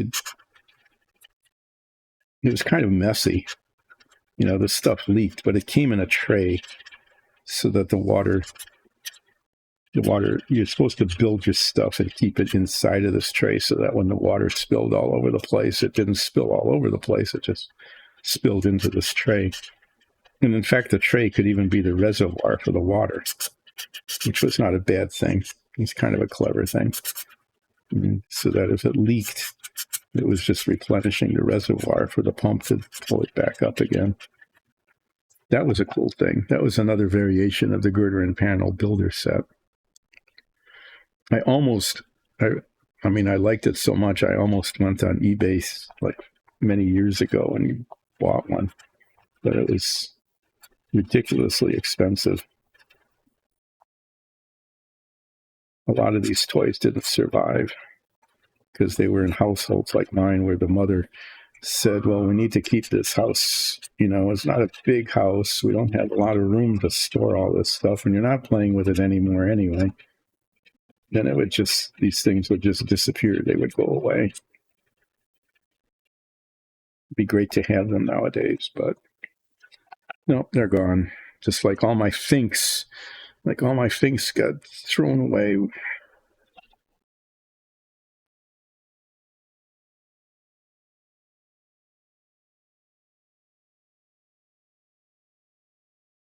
This arm is being way more recalcitrant than the other one. I'm not quite sure what the deal is. But you can see that the seam here is not. It's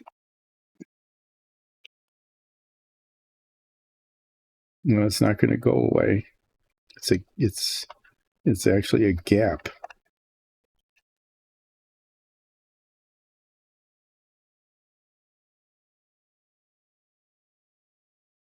Well, no, I'm wrong. It's still higher on that side than the other. I'm going to get. Yep, that's what it was. Test radiation at home. It was. You could. Of course, those were the days, and they were that. Because I remember my uncle having one. Glow in the dark watch faces. So you could read your watch at night. And back then, because they were still, remnants of stuff that was done in the 40s back then, glow in the dark watch faces, you could still get them with radium dials. And they did glow in the dark. Later on, that was replaced with phosphors. Okay, so they stored energy and then released it, and they glowed in the dark, but not very, very long. But the radium dials, they just stayed glowing. They just glowed and glowed. But yeah, I'm pretty sure my uncle had one that he had, gotten during the World War II era.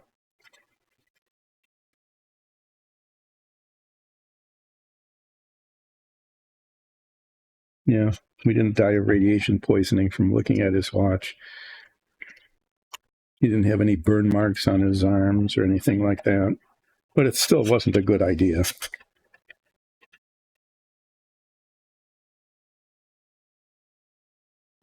There was a time, radiation when it was first discovered.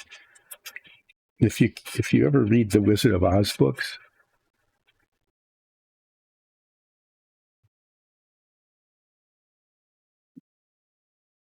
yeah, it was kind of a greenish yellow glow. It was a very nice color. So if you read the Wizard of Oz books, the real ones, way back from Frank Baum, he wrote more than one Wizard of Oz book. There were dozens of them, and one of them was about Ozma of Oz. And one of the things, just to let you know what things were like back in like the 30s when these things were written. She had a room that cured diseases, and the walls were. I'm saying this is quite literally what it said. The walls were made of pure radium.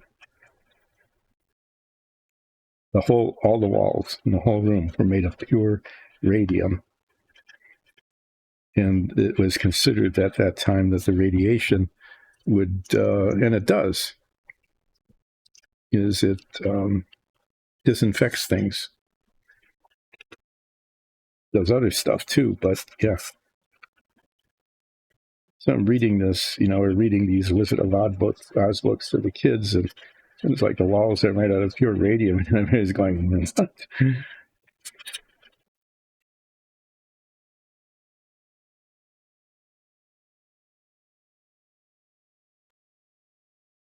I wouldn't recommend that now. I wouldn't recommend doing that. There's better ways to disinfect things, keep your house clean. But Ozma had that.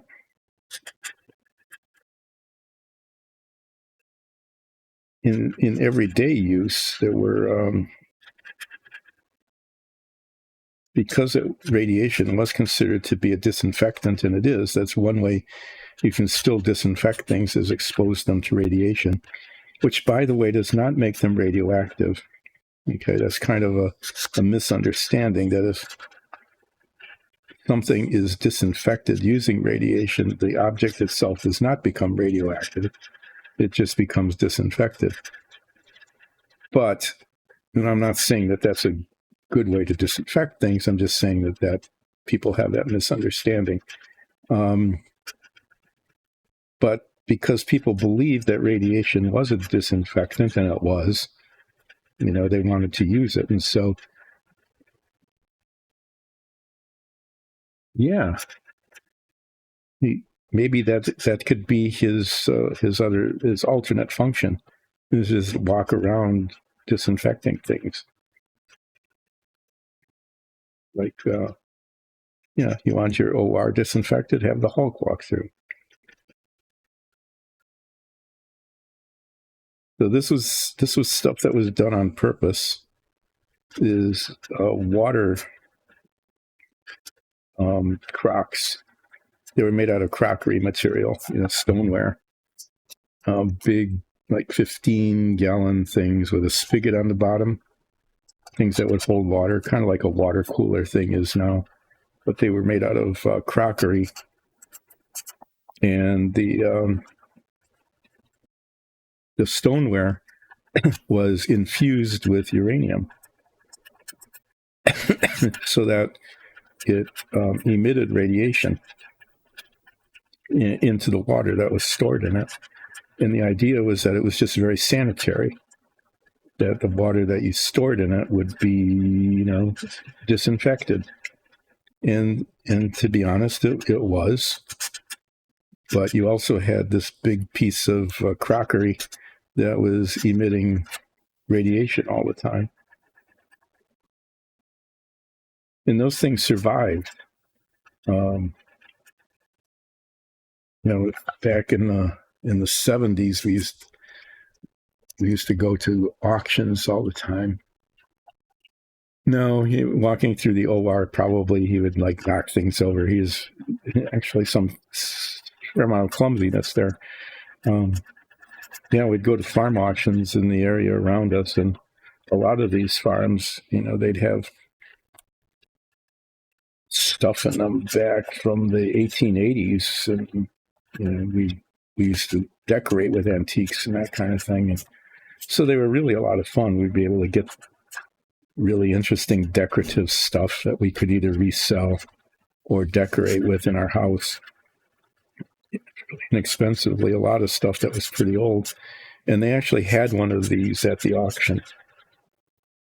They didn't sell it. They couldn't sell it, okay, because it was radioactive.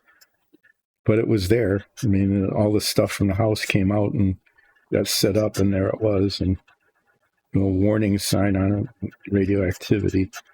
But we knew that it was real because it was there. One of those was actually present.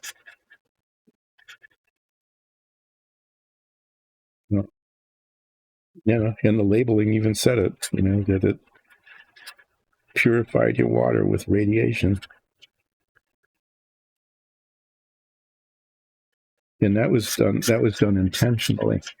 There was other stuff that was unintentional, but also the same. There's this kind of tableware dishes, that are called fiesta ware.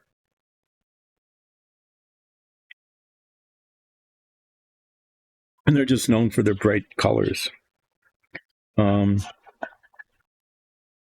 original orange fiesta ware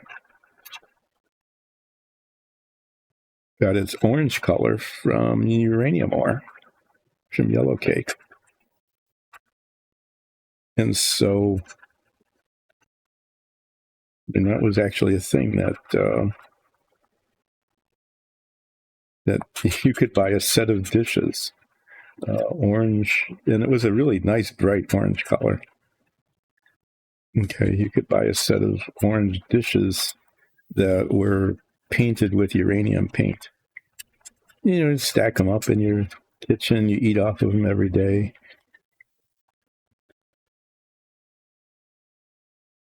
that kind of thing happened.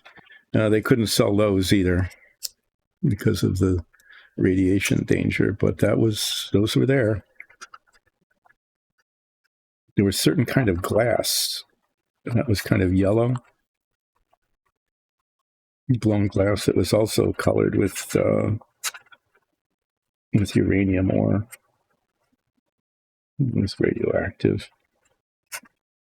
So if you had orange Fiesta ware and a certain kind of glassware for your drinking glasses and serving plates and sort of things, you could, your pantry wasn't going to glow in the dark from the radiation, but if you brought a Geiger counter in, you would have known it.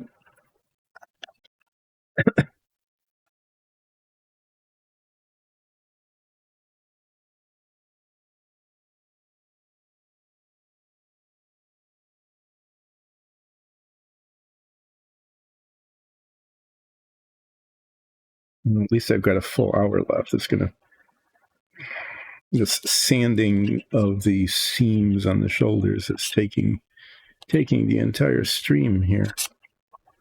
The entire stream, except for the time I spent unmasking and attaching the canopy to the vertical takeoff plane. I think I'm just having trouble getting the sandpaper into the seam here. Let me try this.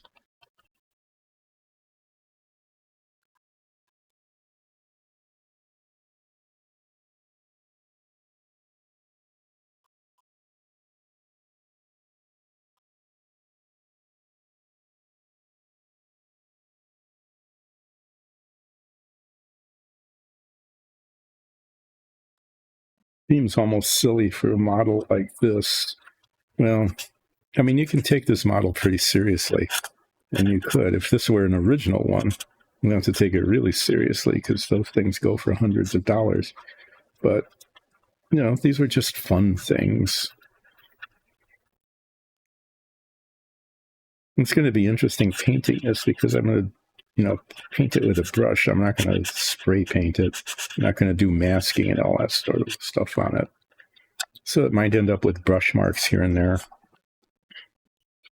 I'm not going to do a whole lot of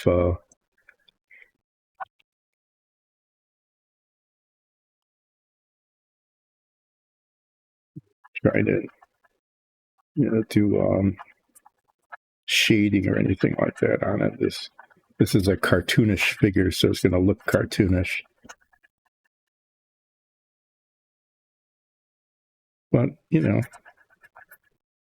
it's just a fun thing to do, and I have these 4 streams left before the holidays, and there wasn't. I decided there just really wasn't enough time to get going on the GT 500, 350, the GT 350 model. So I'm doing this instead, just to fill those kind of times in and give me an opportunity to talk about radiation hazards growing up. But yeah, a lot of this radioactive stuff was made in the 20s and the 30s when the radiation wasn't considered to be a really dangerous thing.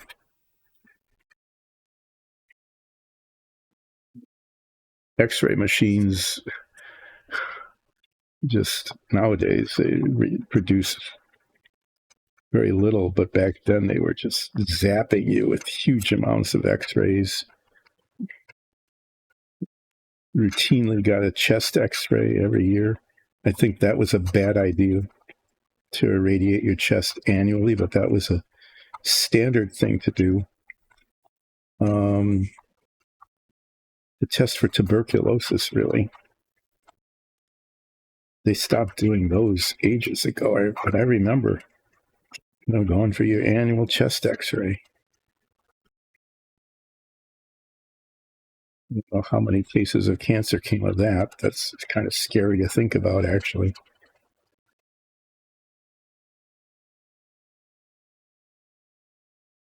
One thing and this is another true fact of the kind of stuff that happened in the 50s and 60s. is X-rays, right? Everybody is using X-rays for everything. So do your shoes fit?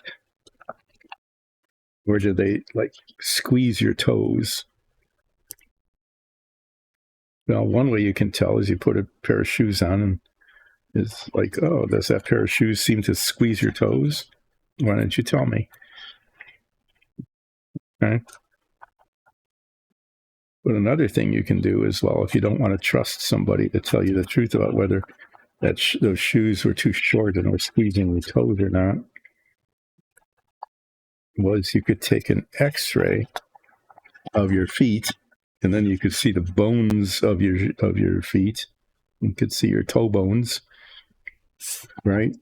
And you could see the outline of the shoe, and then you could tell whether or not your toes were getting squeezed.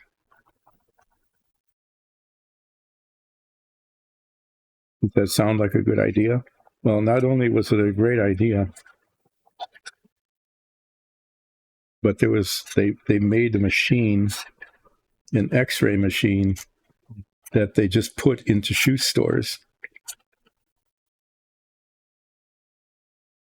Yeah, I mean, right there, and it was like probably not well shielded or anything, so just spewing X-rays all over the place. And you'd look through this thing at the top, down at your feet, because the X-rays are being beamed up through your feet right into your eyes. That's great. And then you could see whether your toes were being squeezed by your shoe or not.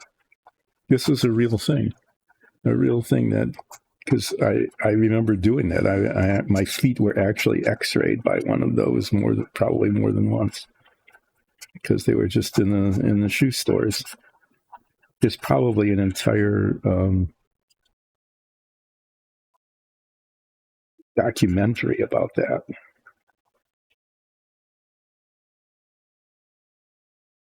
About who invented it and where they were and why they thought it was a good idea.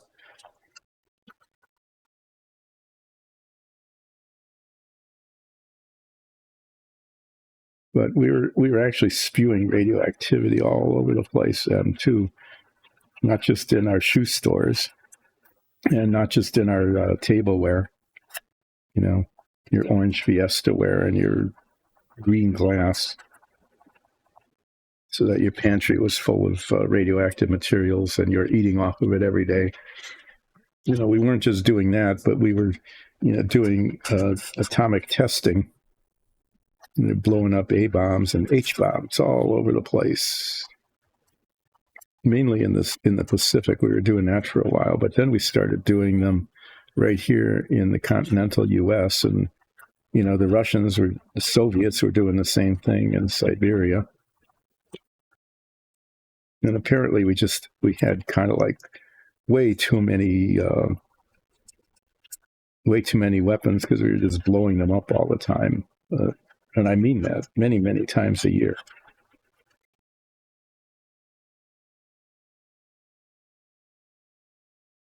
And that's when people really started getting serious about being concerned about radiation. There was, I remember this, there was a map, in our local paper. So we still had local newspapers twice a day, actually, one in the morning, one in the evening. You could get 2 newspapers a day, and they were all full of interesting ads and stories about local and national and international news. Kind of a hard thing to describe nowadays, because things like that don't exist anymore. One of the maps, scary movie inspiration, what's up? What's up with that? So one of the maps just said, here's the pattern of particulates downwind of our nuclear test site. And the map just showed this line, this swath, kind of a cone that went from Nevada across pretty much the whole southeast of the U.S.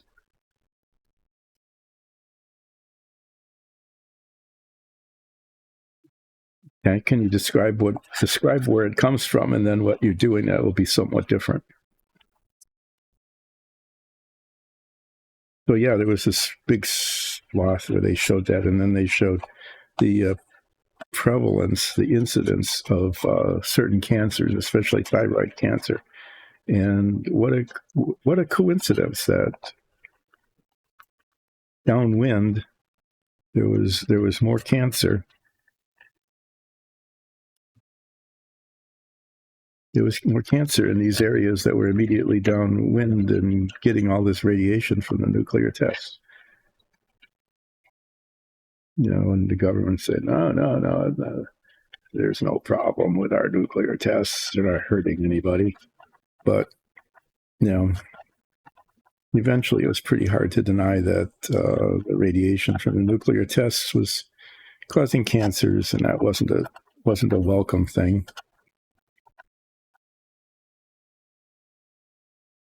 But then the tests went underground, and that still released radiation from time to time, but not as much.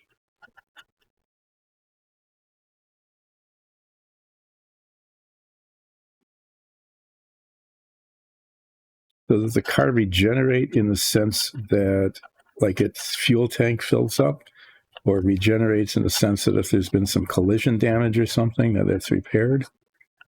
How does the regeneration work there? Okay.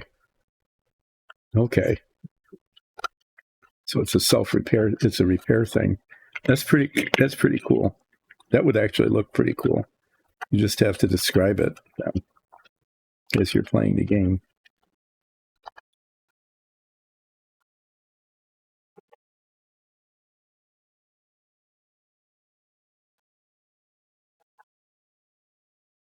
Yes, in fact, the seam goes not just on its arm, but all the way across here.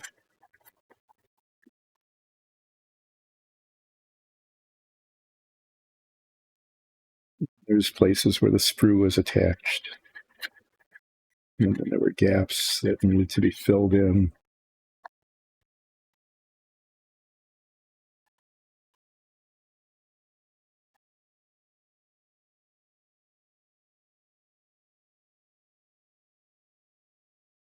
Yeah, Christine, right? That was an old horror movie where the car took on a life of its own and started to wreak vengeance.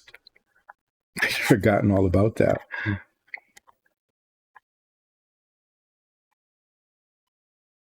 Back in the day when people used to name their cars,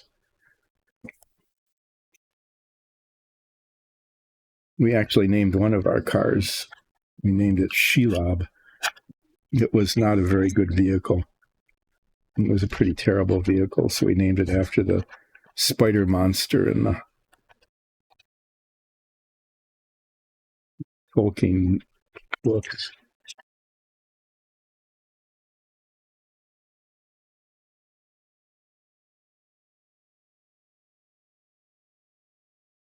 Okay, so you're going to use your magical ability to repair. Well, of course you can repair with it. That's what the point is of having it.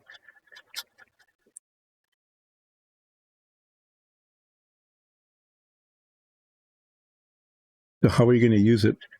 You said it's not going to be quite the same as in the movie. So how are you going to use it?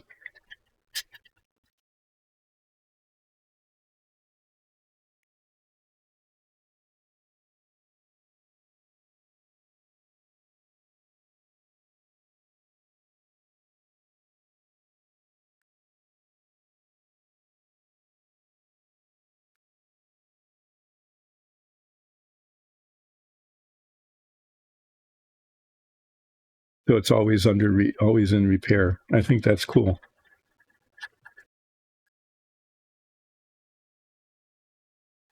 I like the way the creative, the creativity that you're putting into Iris's abilities. It'll make for really good storytelling. I think that's you and the other players can really look forward to that.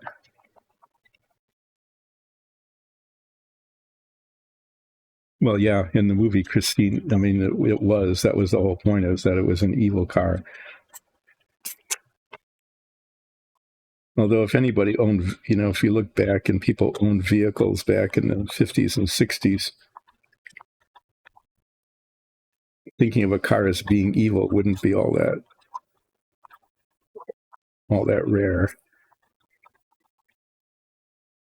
I mean, sometimes it was just like, what does this car have in for me? Why is it breaking now?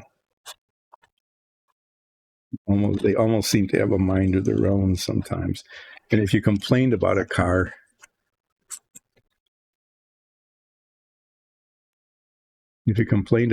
sometimes it would get back at you. You're going to complain about me? I'll show you. And then something would break.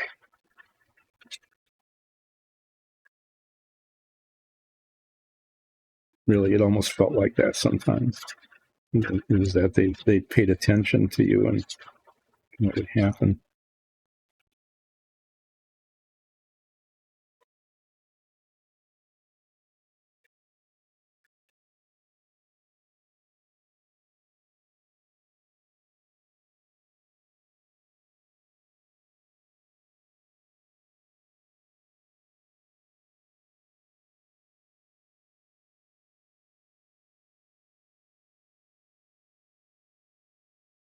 Mm-hmm. I mean, cars would do that.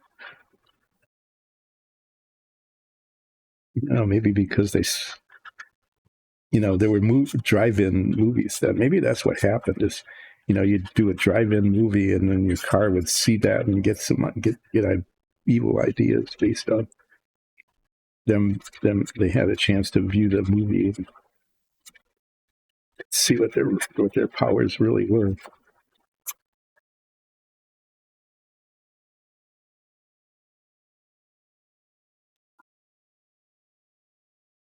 But it was like, oh, you're going on a trip and you haven't been treating me nicely. Oh my, oh, that's not good. Oh, that seam just came totally apart. It like broke apart. Okay, well, that's going to slow things down.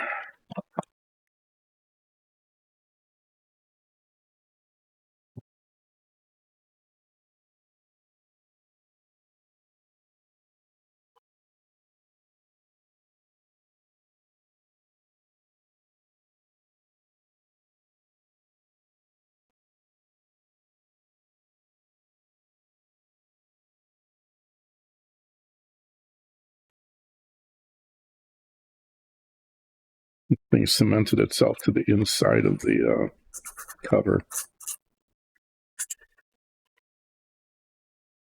But this whole the seam came apart.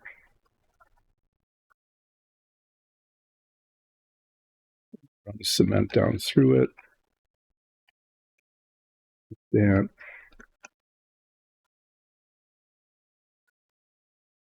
And this is going to slow the whole process down. Well, quite a bit. That was just very unfortunate. I'm just going to hold it like that while I sand the other side.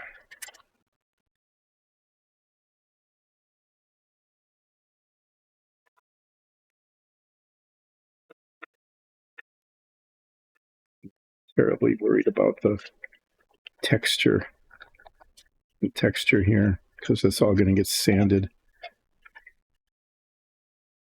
But why? I'm not going to stop. I'm just going to keep going here. I was hoping that I would be able to finish the sanding today, and then I could prime it and paint on Wednesday. So what's going to happen?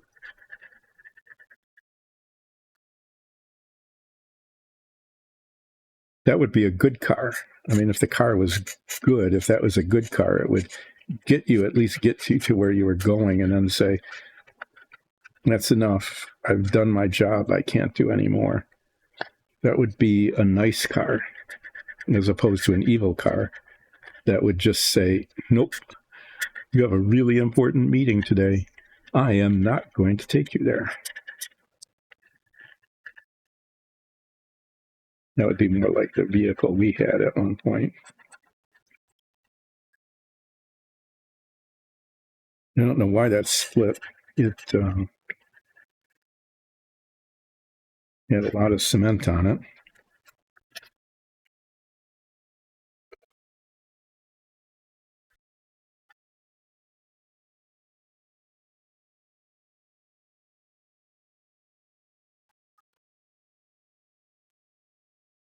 So what's probably going to be happening here is if I can't finish the prep work on this today because, you know, the seam broke open, I will, what I'm going to end up doing is just working on this off screen like tomorrow.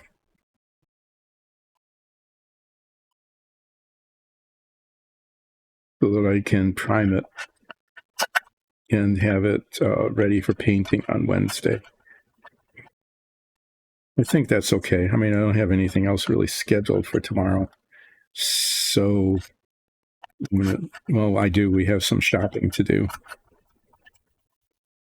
But I'm going to keep at this until, you know, until 1 o'clock, get as much done as I can, considering that I'm just holding it together there on the other side.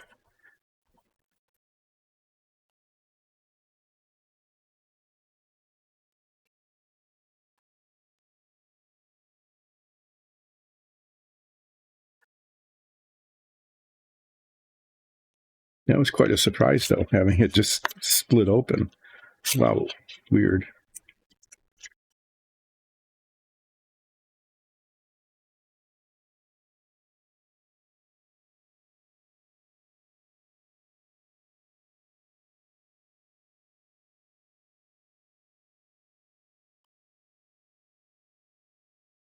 So what effect does that have in the game then?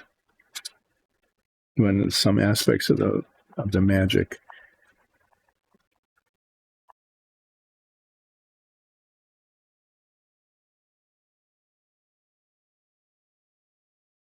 Well, it's fun talking about evil cards because yeah, they happen.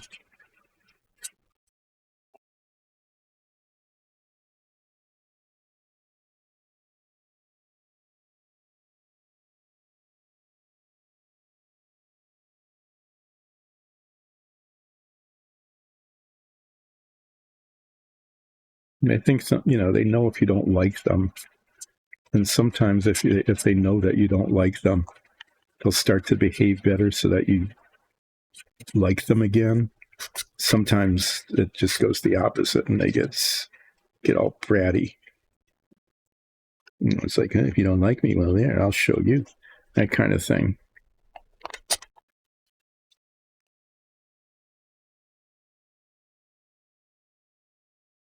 Yeah, so I'm not sure I'll be able to finish prepping this today because of that unfortunate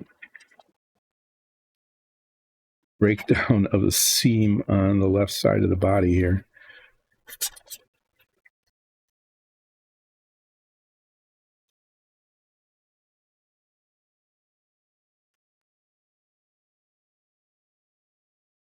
But I do want to get on with the painting on Wednesday. So regardless of, oh, okay.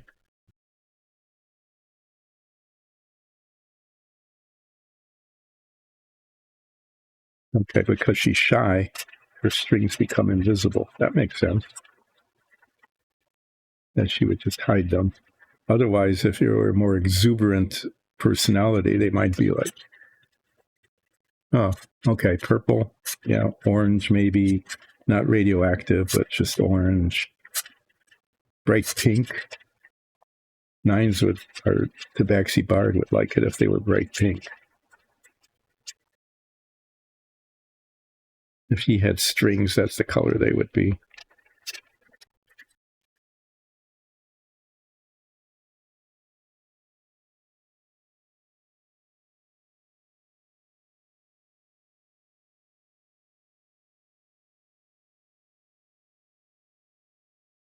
Ulcet Rouse would probably be, Ulcet Rouse would probably be like forest green, maybe with a slight hint of blue in them.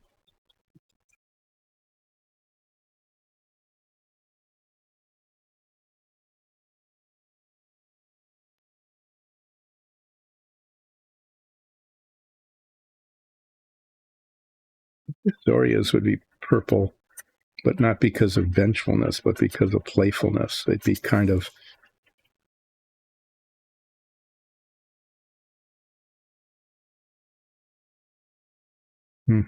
yeah, kind of scarlet red, dark kind of bloody red.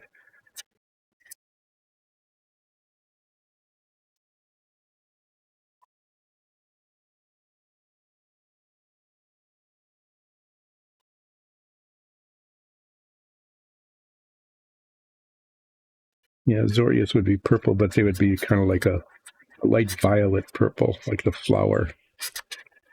Kind of a playful, somewhat unpredictable, but not evil. Chaotic. Her character is becoming more and more chaotic.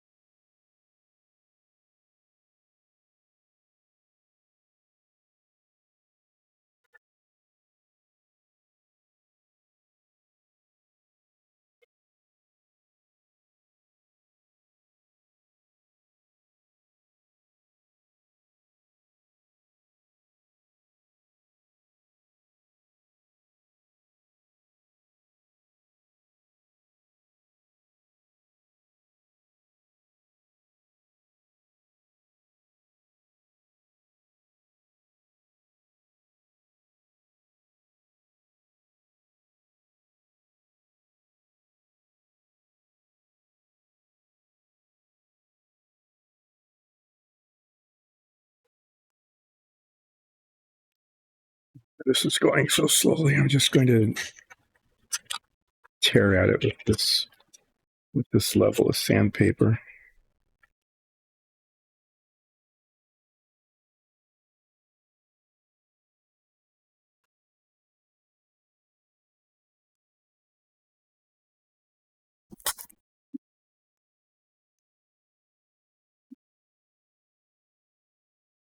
But yeah, radiation was it was really different before the 19 mid-50s. It was like, don't worry your little head about radiation.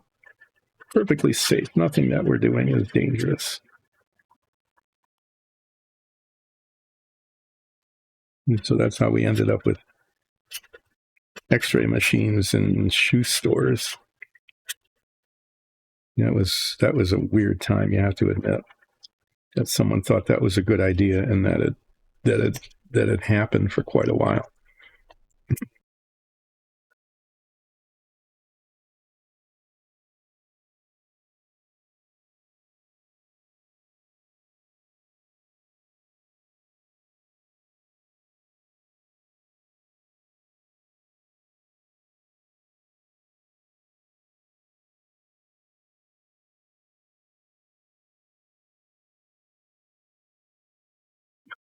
Okay. Yeah, it's sometimes good to be efficient.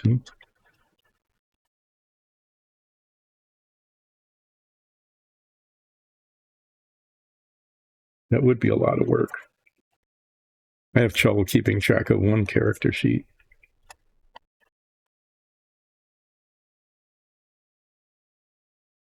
It'd be enough for me.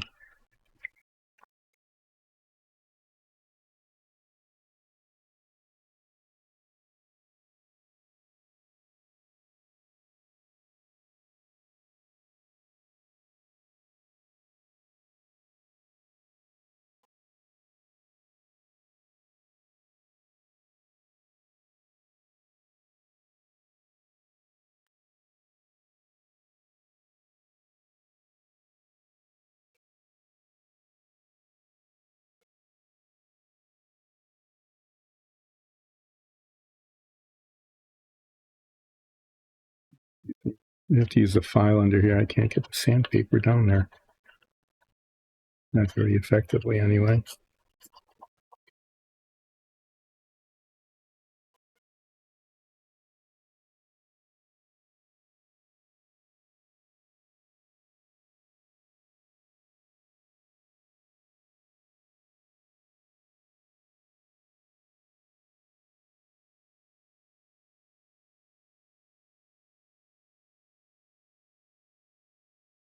Yeah, this is where I sometimes think it'd be good to get rid of the pop filter, and everybody can hear the scraping that goes on here with the filing and the sanding.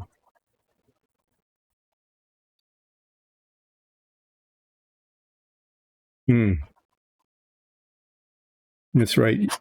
You accumulate points pretty quickly, though, don't you? As I recall, in the game, that they come along pretty fast, so that you can afford more and more things as you go.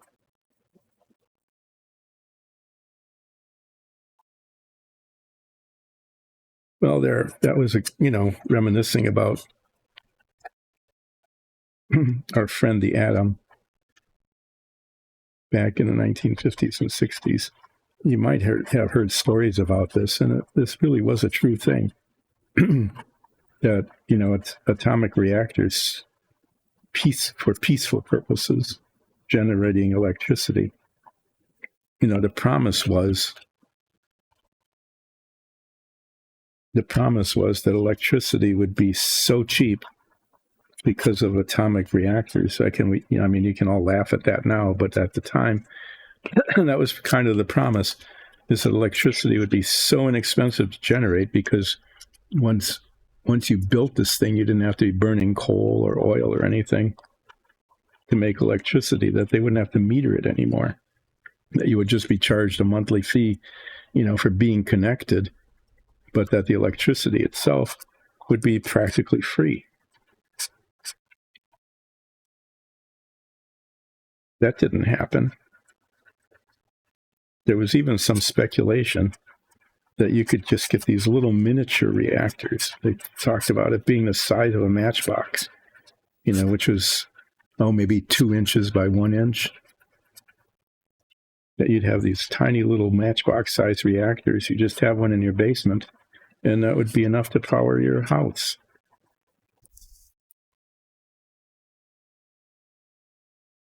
That didn't happen either. There were all sorts of things we were promised in the 1950s that ended up not happening. It's very, some of them would have been cool. It would have been pretty cool to have, free electricity if that had happened. That would have been a good thing. I don't know if it would have been a good thing to have a little miniature reactor in your basement or not. I don't know, they said in your basement because not all houses had basement, but somewhere in your house, you'd have this little miniature reactor. Why not?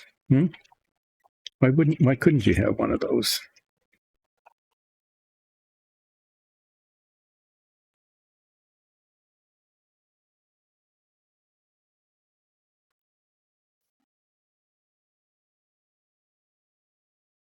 But as kids, we could get all excited about the future, where all of those things would happen.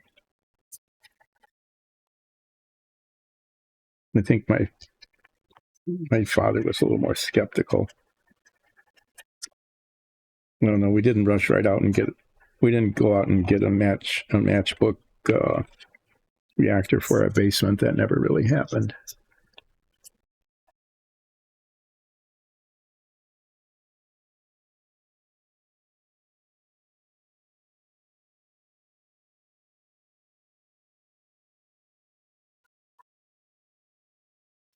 Well, there were also these flying belts. Little rockets. They were powered by hydrogen peroxide.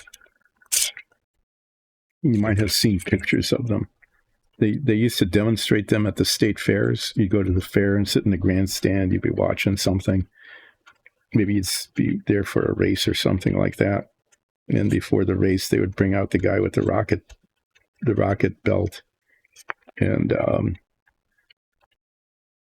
they could fly straight up and hover and land, travel about maybe 100 yards or so.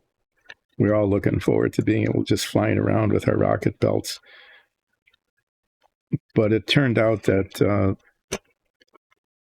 those were disappointing too, because it looked like a lot of fun. But what they didn't widely advertise was that the flight time could never be more than about like 30 seconds or so, which was not really enough time to get from anywhere to anywhere else. That was it, and then you'd have to refuel them, and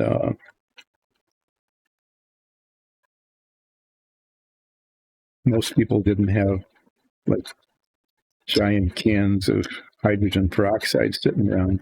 And besides, if you were going somewhere, how would you refuel it? You'd have to stop every 100 yards or so and refuel the thing. So our rocket belts never really took off either. That was unintentional. I'm sorry. I didn't mean to say that like that. It never really worked. It turned out not to be a thing. It was fun to watch. It was always really impressive. A guy dressed up in a white suit, put on his rocket belt and the helmet, and he'd go flying up maybe 40 or 50 feet in the air and travel down the track and then land again, and we'd all applaud, going, "Oh, wow, that's cool. I can't wait till I get mine." But then it never happened.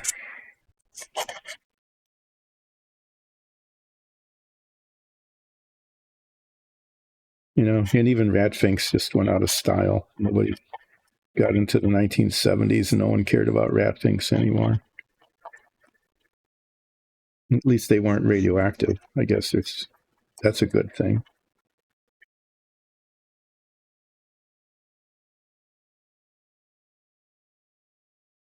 I'm just getting the sprue marks off the feet here.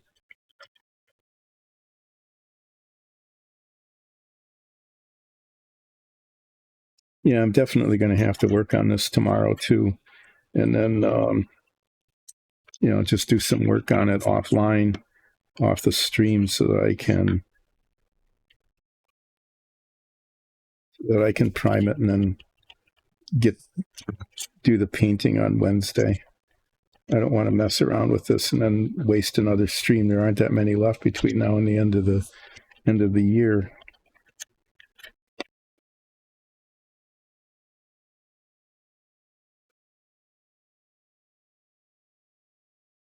I'll be down here tomorrow, not talking to myself. See, I guess that'll be okay. I don't have to do any kind of monologuing.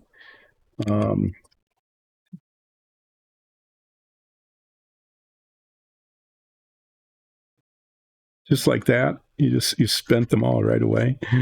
What did you buy? Or is it what you're planning to buy? It's stored up quite a few points. That's pretty good.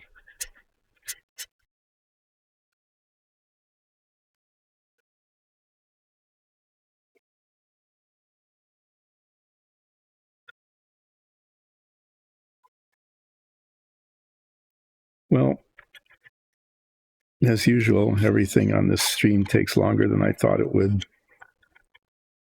or probably that it even should, but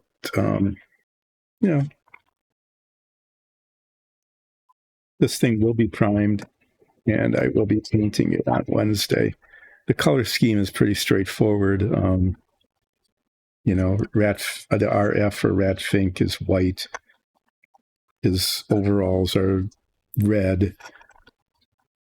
He's a rat, so he's gray.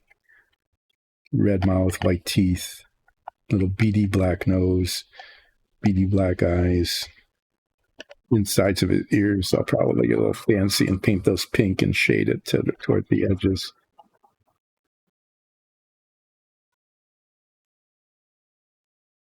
It shouldn't be too hard to paint, I don't think. It's just that there's a lot of surface area. This is pretty big. It's not just like a little minifig.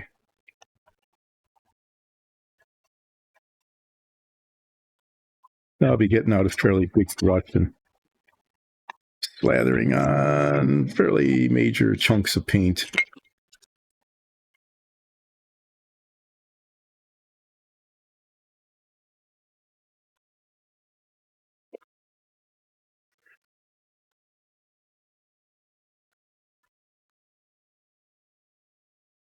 I guess I really don't need to worry about him looking like perfect.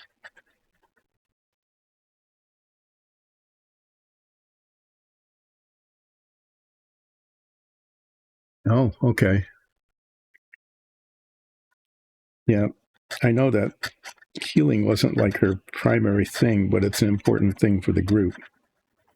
So I'm glad that she's invested in that.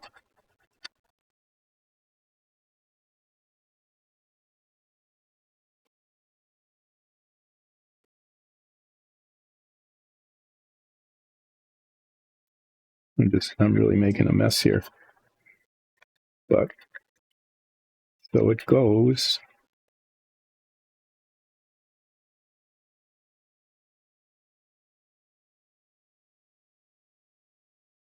Yeah, having a bigger magic point pool is really important.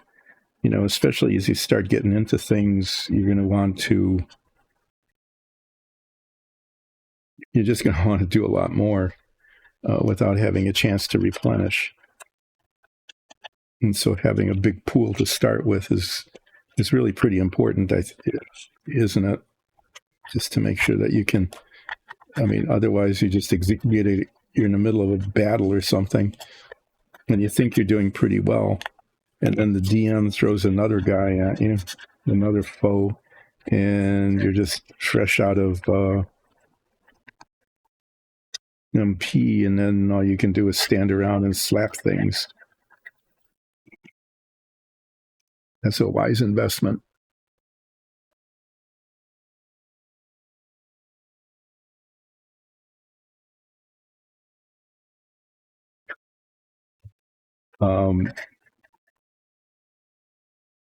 That's pretty spectacular. I love the name. Don't go yet. The condition named dying. Okay, I have that's very humorous, and I have to really appreciate that. I bet.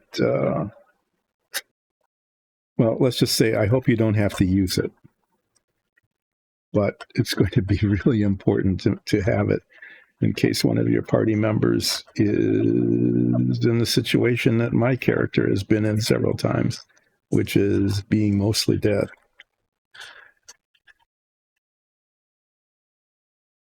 Being mostly dead, as a character, as a player, listening to the other players being their character, trying to debate about whether they're going to do anything about it or not, is disconcerting. It's like, toss me some heals, do something. You're just going to let me die here? Especially when you end up rolling a 2 or 3 on your saving throw, which I have done. My luck with the dice leaves a lot to be desired.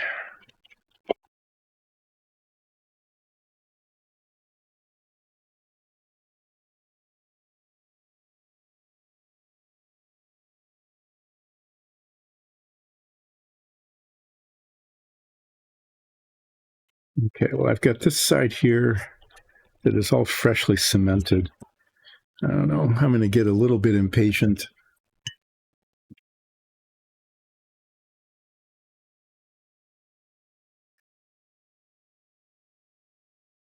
Yeah, it's like in D&D where you need to be revived if you fail 3 saves, then you're totally dead, not just mostly dead. And the last time I was mostly dead, I did. I roll, I think, a 2 or a 3 on my first saving throw. It was very disconcerting.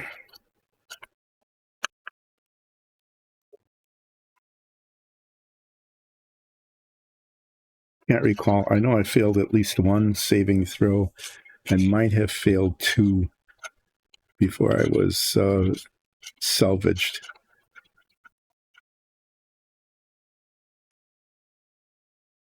Saved? Salvaged? I guess saved. I guess that's the right word. It felt like being salvaged.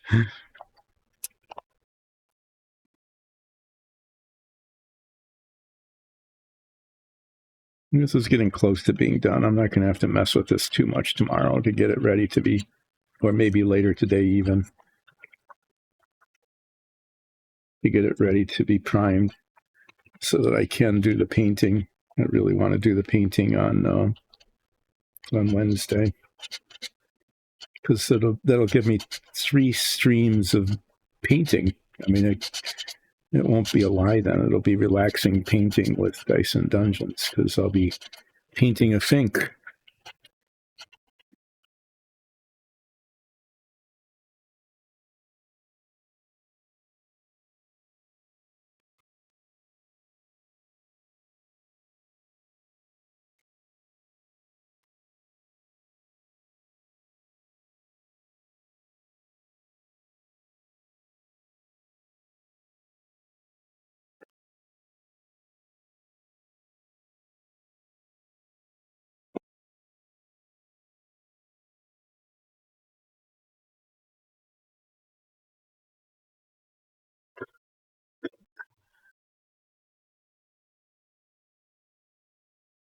Oh, that would be, yeah.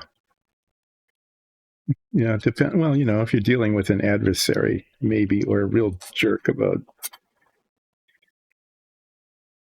NPC or something, you might not use your spell. So is this don't go yet? Is that something that can be recharged? Like if you use it after a period of time, you can use it again, or is it just a one-time, one-use only spell? It's a spell, right? So you've got it in your repertoire, but do you have to expend points to use it? Is that how it works?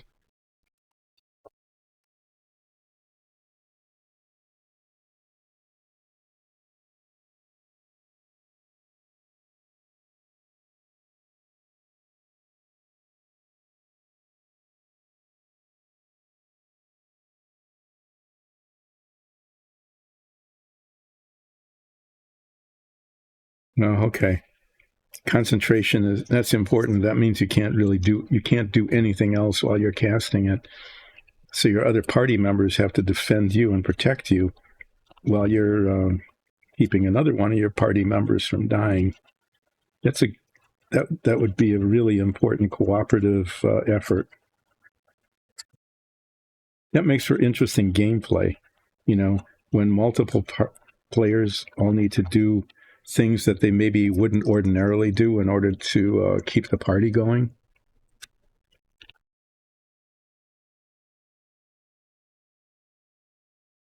It's a kind of a test of your party members and how they interpret how their characters would act.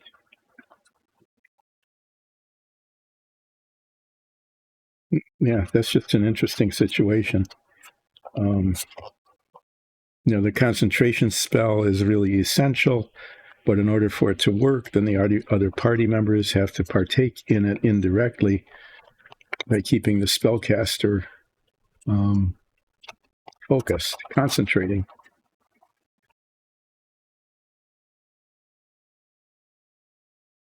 Sometimes, it's straightforward.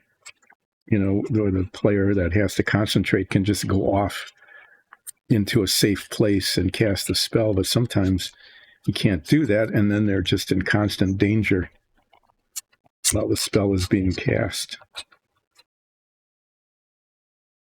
We've had that happen in our campaign a couple of times, where someone was casting a concentration spell and other party members, instead of, like directly engaging the foe, pretty much had to focus their effort at allowing the concentrator.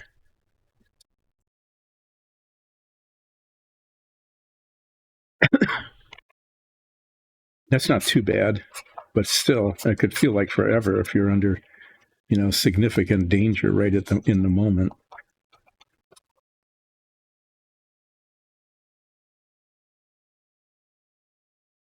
Well, this has come together okay. The seam had split before, but it seems to be okay now. I can't say that this is a beautiful thing. It's kind of, it's got its charms, but there it is. Oh, okay. Yeah, almost time to wrap up. So I'm not going to do the finishing touches on this. I need to sand it down, sand the whole thing with finer sandpaper, so that the surface texture is kind of uniform. That's the most important part. Making things look okay.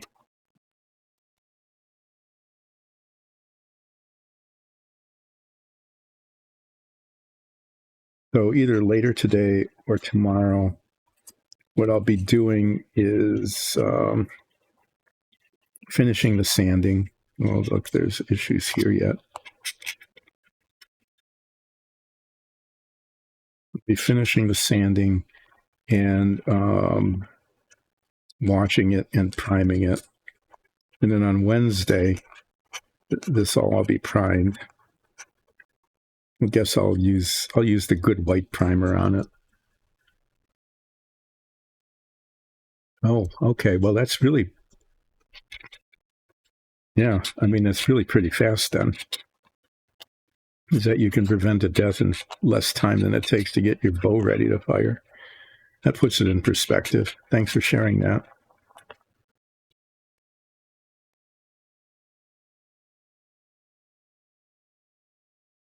Yeah. So either later today or tomorrow, I'll be finishing the prep on this and maybe cleaning up the kind of mess I have here. Put the plane away, stick it in a box. We'll say goodbye to the VTOL, the vertical takeoff plane. We should probably say goodbye to it yet this stream. We'll stop messing with this really soon, so that there's time for me to push things aside, and that's all I'm going to do is just, oh, geez, I didn't even cover this up. Yuck. Push things aside so that I can show off the vertical takeoff plane that I finished today, and we'll say goodbye to that. When I'm down here working on this, doing the last bits, I will wrap that up and put it in a box, along with the boxes of other models that have been finished.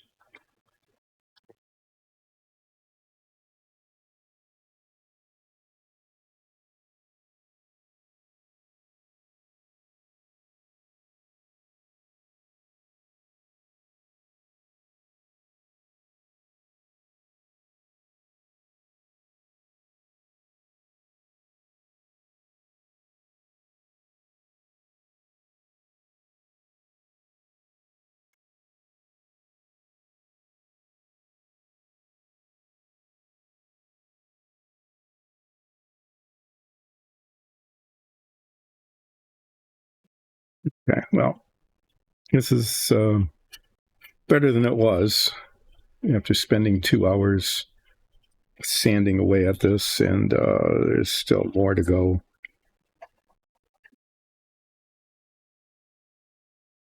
It's interesting, once again, rotating things is always a dangerous thing to do, because then you see all this stuff that looked fine from one direction that doesn't from the other. Okay, but I really do need to stop and show the vertical takeoff plane and set it up on camera here as kind of the sign off, so that people can see that it actually got completed.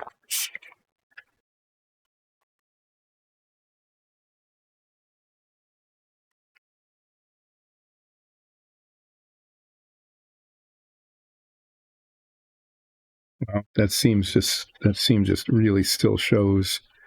That's going to that would take a lot of sanding. I might work at that a little bit. This whole ridge here.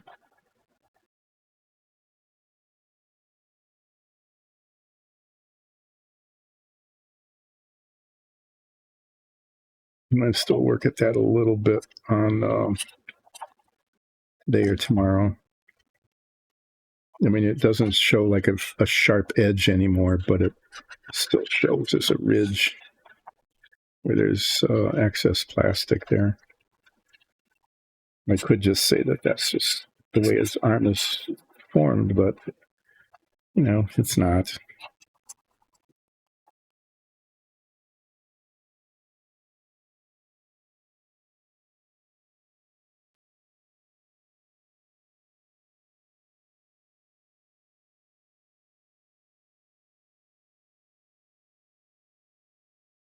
Well, okay, I'm going to stop doing that. Move things out of the way here. I'm just shoving stuff out of the way. It's a very not careful kind of way. Yeah, because I want to bring this out, stand it up on its wheels like it should. Better in place. There. Bring the camera down and show it. That is the pogo. And the pogo is done as much as it can be done, given what I was given to work with and my skill level. And there it is, completed. I can rotate it just a little bit in the box. I'm going to pick it up again, but I can rotate it that way. And I think it came out okay. It came out. It's definitely a B. I'm not sure it's a B, solid B, or if it's a B minus. I got sanding dust all over it. It might be like parts of it are B minus, but a lot of the B minus parts are the result of the decals not adhering. Like here, it's just not even sticking anymore. Or in some cases, actually breaking apart while they were soaking and coming off. So, yeah, that's it. That's the plane, and you're seeing it as it is, such as it is. And what I'll be doing is wrapping it probably in like paper towel. I've got a box that fits. I've got a box that it will fit in vertically like this. And I'll just put that in on the shelf with all of the other models that are completed. Okay, so there's that.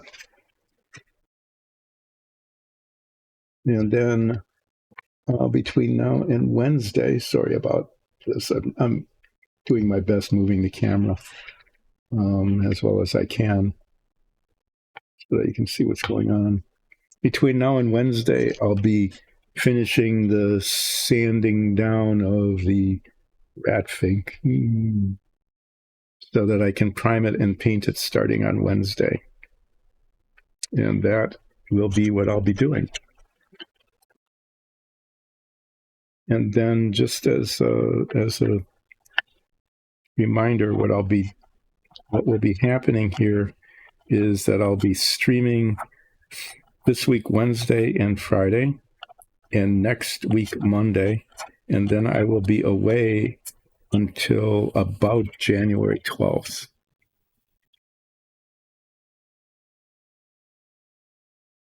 I think you'd mentioned that before too. On that he's not a fan of using magic for medical work. But sometimes, you just don't have a choice. You just need to do it. And I think it's commendable that as a character, she chose the "Don't Go Yet" spell. Okay, I think it's commendable that as a character, she chose that spell so that she can essentially save a party member if necessary, even though that's not at all maybe the kind of thing that she would prefer to do.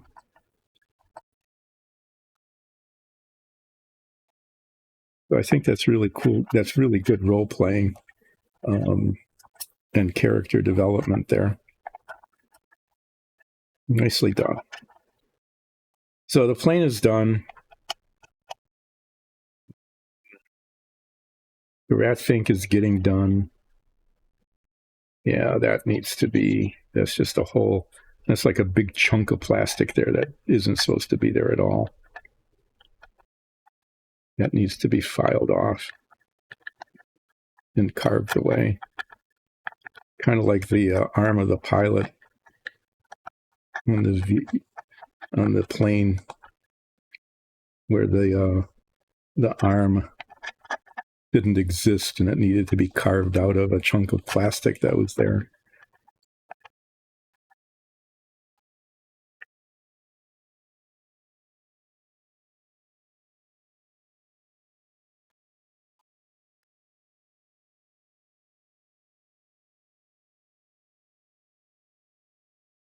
Let's go in here. This is just really not good.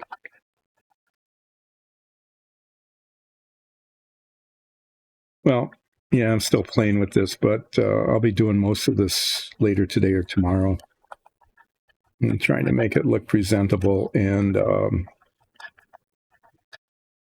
then do the priming. And then starting on Wednesday, I'll be painting the Fink. What I'm trying to do here is establish a separation between the arm and the body, because it's just sort of globbed over here. I'm doing some kind of crude surgery on this piece here.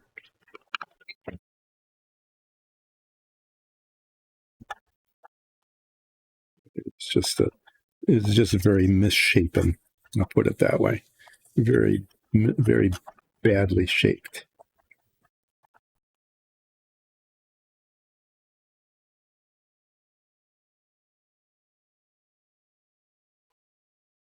Yeah, it's coming along.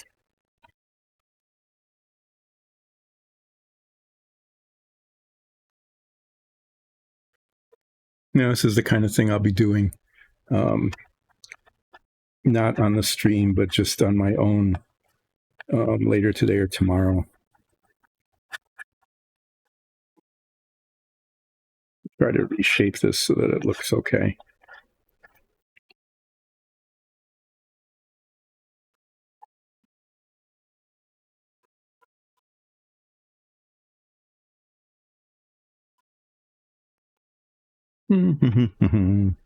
Spending way too much on a model that's really maybe not worth the effort. I don't know.